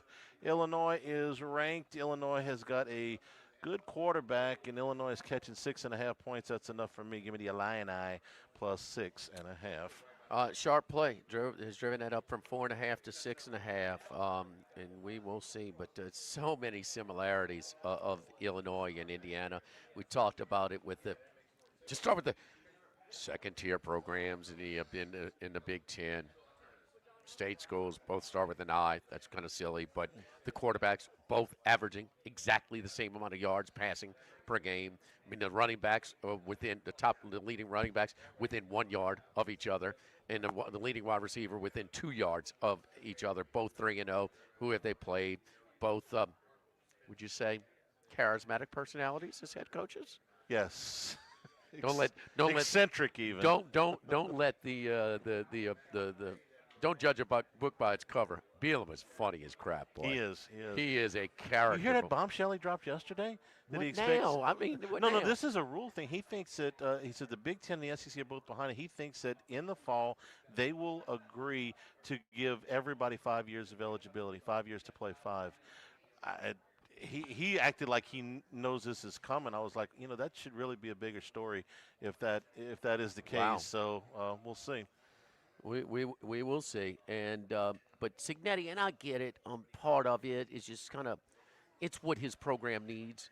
We see it's something similar. PJ Fleck with Minnesota. So trying to, just generate some.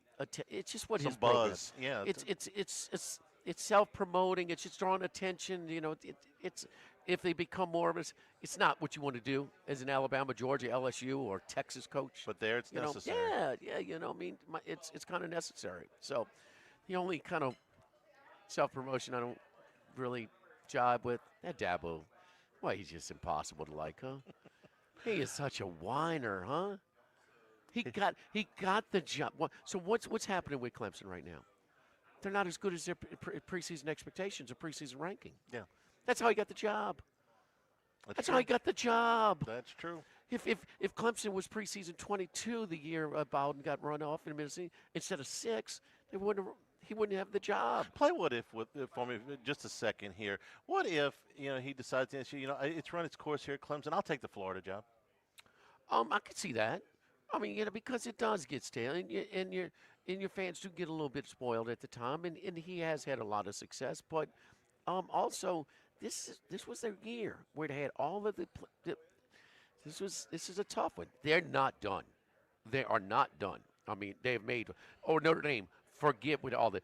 They are not done. Now they have made their hill much. They have no room for error at this point. But neither of those teams are done at that point. They've got one more loss to eliminate them. From contention. But, I could see. I mean, you get every fan base when they. I mean, Spurrier. I mean, Saban at Alabama. Part of him was, when it's not just a. It's more like a relief. The real reaction would you get is when they happen to get upset. Yeah. And they when you win, it's only relief. Right. When you lose, it's more the end relief of the world. than excitement. Mm-hmm. And what do we say? The ride up, the ascend, is always the most fun. And Florida's down right now. It's been a while since they're what they're used to there. Brian Kelly goes to the Shreveport for the Independence Bowl. Are we happy right now? No. Were we when DiNardo went? They throw a parade. We did a week's worth of shows. Don't forget our friends at Town Square Pizza. You're in town for the LSU game or coming in for future games downtown. Town Square Pizza is downtown on North Street, facing Town Square, right across the street from that brand new library that got rid of the hydraulic jacks. But anyway, anywhere you stay downtown, it's a minute walk, 2 minutes, less than a 5-minute walk from all the hotels downtown to Town Square Pizza. It's affordable. It's a generous portion. You can pick a specialty pizza or create your own. They put it in these souped up ovens.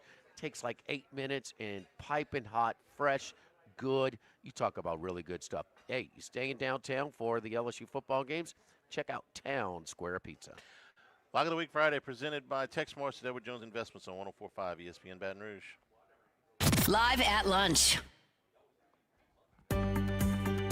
Running a business can be difficult enough without the right relationship with your bank. With United Community Bank's local business bankers, you're not just a number, you're a partner. Contact Heath Meir, Nicole Glover, Hunter Creed, David Campbell, or David Henry to discuss how we can help your business today. United Community Bank, the local way to bank big. Locations from Baton Rouge to Golden Meadow. We've been serving the people of Southern Louisiana for over 60 years. United Community Bank, member FDIC, equal housing lender. Baton Rouge, get ready for a fiesta of flavor. Whether you're craving sizzling fajitas, cheesy enchiladas, or the best margaritas in town, Las Palmas Mexican Grill and Rio Cantina Mexican Grill have you covered. Bring the family, bring your friends, and bring your appetite. From fresh guacamole to mouth-watering tacos that hit just right, it's not just a dinner, it's a celebration. So why wait? Tonight, make it Las Palmas or make it Rio Cantina, two local favorites serving up authentic Mexican taste right here in Baton Rouge. Las Palmas Mexican Grill and Rio Cantina Mexican Grill, where every night's a fiesta. Go Automotive has a great selection of new cars: Chevy, GMC, Hummer, Chrysler, Dodge, Jeep, Ram. You rather a pre-owned vehicle? Using our resources will help find you any vehicle that you're looking for. Our service department offers VIP service. You never have to come to the dealership. We'll pick up the vehicle at your home or office, drop off a loaner, service the vehicle, and return it when it's done. Mention my name, Jimmy Ott, for VIP pricing. The Chevy Tahoe I drive came from Go Automotive. That's Go Automotive in Laplace and Plaquemine. We're here to examine things that get better with age, like this bottle of Chateau Lafite Rothschild, vintage 1877. Age can make things more valuable, like this Picasso from his Blue Period, 1904. And treasured, like this Roto-Rooter jingle, 1954. Roto-Rooter jingle? Just listen to it. Oh, Roto-Rooter, that's the name. And away go troubles down the drain. Roto-Rooter. The timeless melody. Roto-Rooter? The lithe arrangement. But it's a clog-busting company. Wrong there. Roto-Rooter has grown into more than a clog-busting company. They're North America's largest full-service plumber and drain cleaner. And when you need Roto-Rooter, remembering this jingle can be priceless. Roto-Rooter.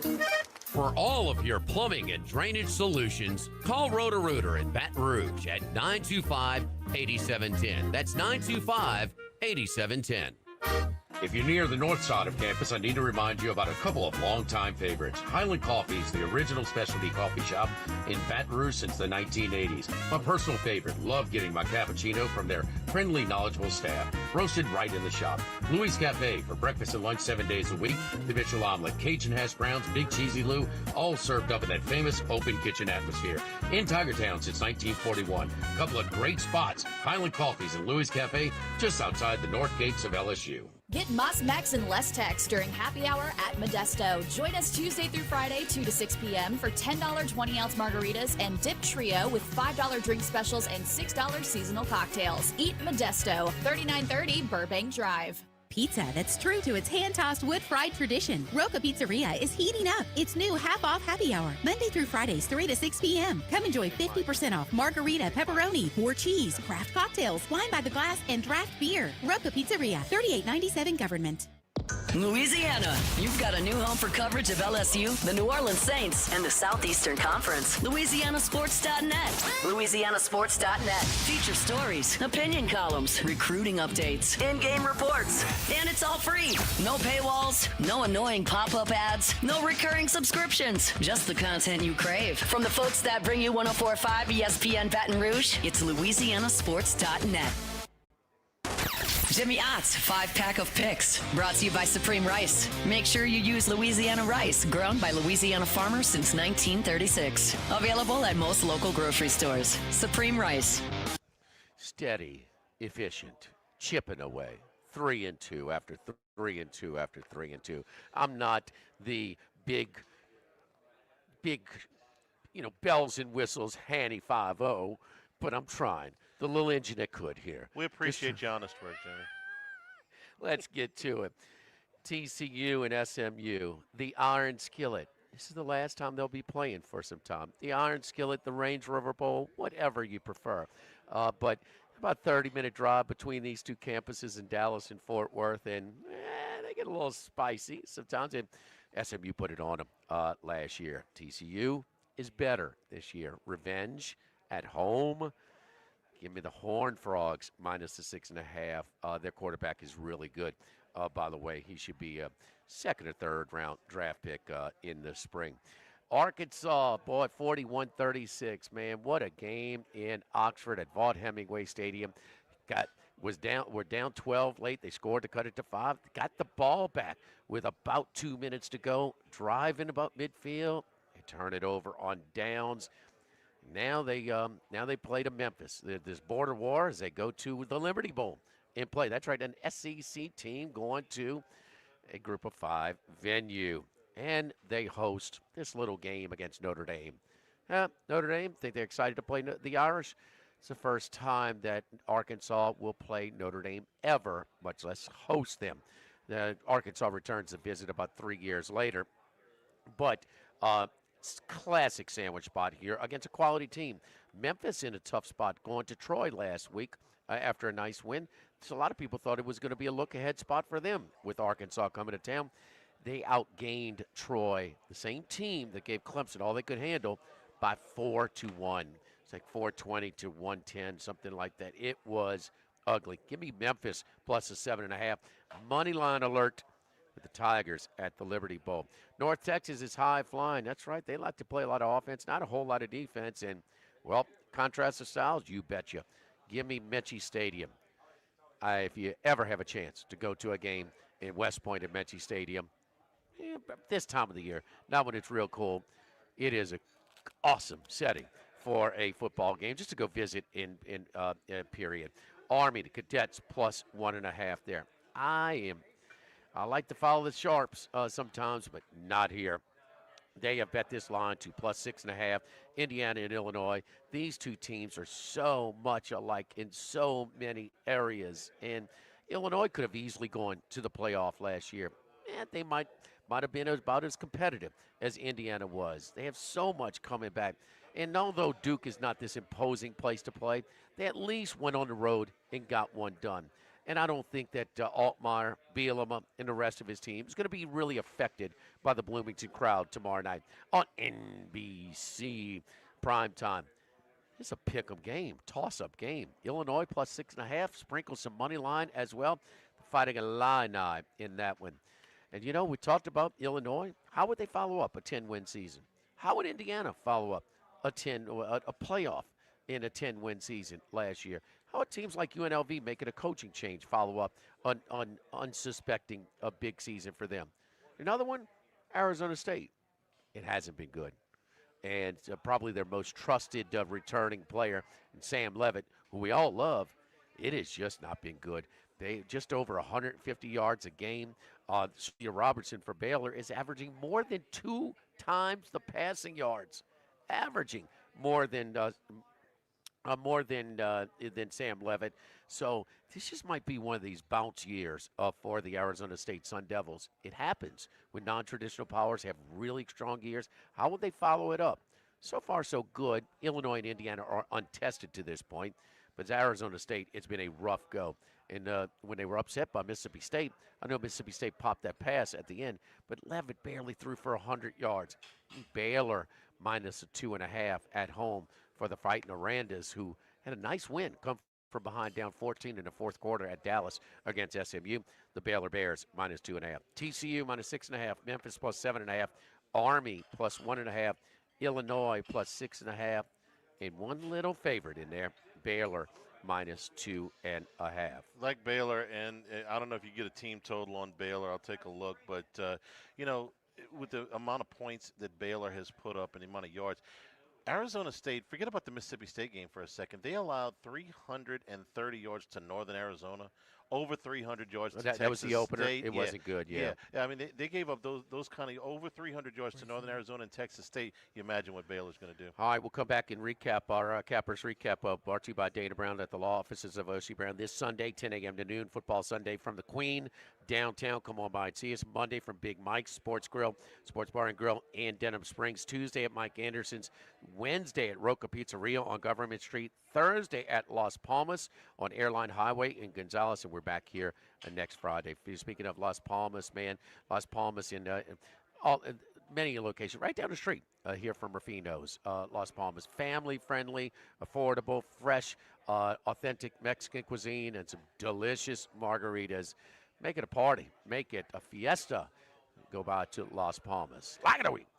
Live at Ruffino's, 104.5 ESPN Baton Rouge. Live at lunch. Since the 1930s, Supreme Rice has delighted their customers for all of your favorite South Louisiana dishes. Whether you like the brown, long grain, medium grain. I'll do it real quick. Yeah, Supreme Rice here. Let me know, Jordan. It's rolling. Join me, Charles Hennegraff, live 10 a.m. to 1 p.m. for Live at Lunch, live from Big Mike Sports Bar and Grill in Denham Springs. That's a special 10 a.m. time to accommodate the Brian Kelly presser. That's Monday, 10 a.m. to 1 p.m. Live at Lunch, live at Big Mike's on 104.5 ESPN Baton Rouge. The market's ups and downs can keep you guessing, especially if you're approaching retirement or considering it. If you have more questions and answers about what's next, let's work together. Yes. Okay, thank you. After all, retirement isn't the end of the trek, it's a new beginning. Stop by your local Edward Jones advisor. Tex Morris on Jefferson. Edward Jones, member SIPC. The Grand Bayou Casino, conveniently located off I-10 at exit 139 in Crowstead, offers the latest video poker machines 24 hours a day, 7 days a week. Got a great staff at the Grand Bayou Casino. Our inviting staff will greet you with complimentary coffee and sodas as you enjoy listening to the curated tunes in our comfortable seating. Make the trip to Grand Bayou Casino, where players are welcome. The Grand Bayou Casino, I-10 at the Crowstead exit. If you or someone you know has a gambling problem, call 1-877-770-STOP. The Grand Bayou Casino. Get the 104.5 ESPN Baton Rouge mobile app powered by Bayou Ford and tap the microphone icon to send us your thoughts in an audio message. Your message could be played on air. Find our app in the Apple or Google Play Store. For direct links, visit 1045ESPN.com.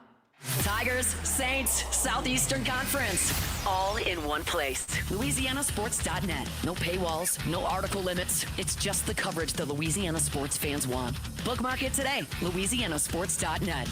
This is Charles Hanniger for Coastal Capital Advisors. When it comes to retirement, no two situations are alike, so Coastal Capital Advisors will tailor a plan for your family's needs, no matter your age or your financial situation. The bottom line is Coastal Capital Advisors will work with you and build a lifetime relationship. I know, because they work for me. For more information, contact Philip Fontenot and his staff at 337-981-1376 or online at coastalcapitaladv.com. Advisory services provided by New Age Advisors, LLC, doing business as Coastal Capital Advisors as a registered investment advisor. Securities offered through New Age Securities, Inc., member FINRA, SIPC.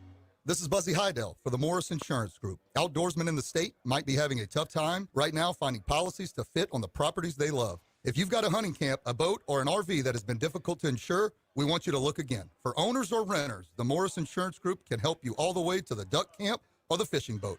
We also have policies on coastal properties, including flood insurance to let owners protect themselves in the event of damage. For your camps, boats and trailers, four-wheelers, ATVs, and tractors, get a quote today at morris-ig.com or call 225-201-0007. This hour of Live at Lunch with Ott and Hanny is brought to you by Dana Brown at the law offices of O.C. Brown, 343-1111, and ocbrown.com. Roto-Rooter for all your plumbing needs, 925-8710. Supreme Rice, grown, milled, processed in Louisiana since 1936. United Community Bank, the local way to bank big. Tex Morris at Edward Jones Investments on Jefferson Highway, 928-8659. Total Maintenance, your one-stop shop for AC, electrical, generators, and plumbing. Service today, every day for Total Maintenance and Coastal Capital Advisors. Markets evolve. We adapt. The Live at Lunch with Ott and Hanny Restaurant Club. Sammy's Grill on Highland Road. A hometown favorite for tailgating and watching LSU games since 1988. Snow Seafood and Steak for over 50 years on Airline, Highway, and Highway 74 in Gonzales. Dozy Place for hand-cut steaks on Government Street and Mid-City. Louis Cafe, a Baton Rouge landmark since 1941. Just outside the north gates of LSU. Fin Bomb, sushi, burrito, poke, ramen at Burbank and Lee.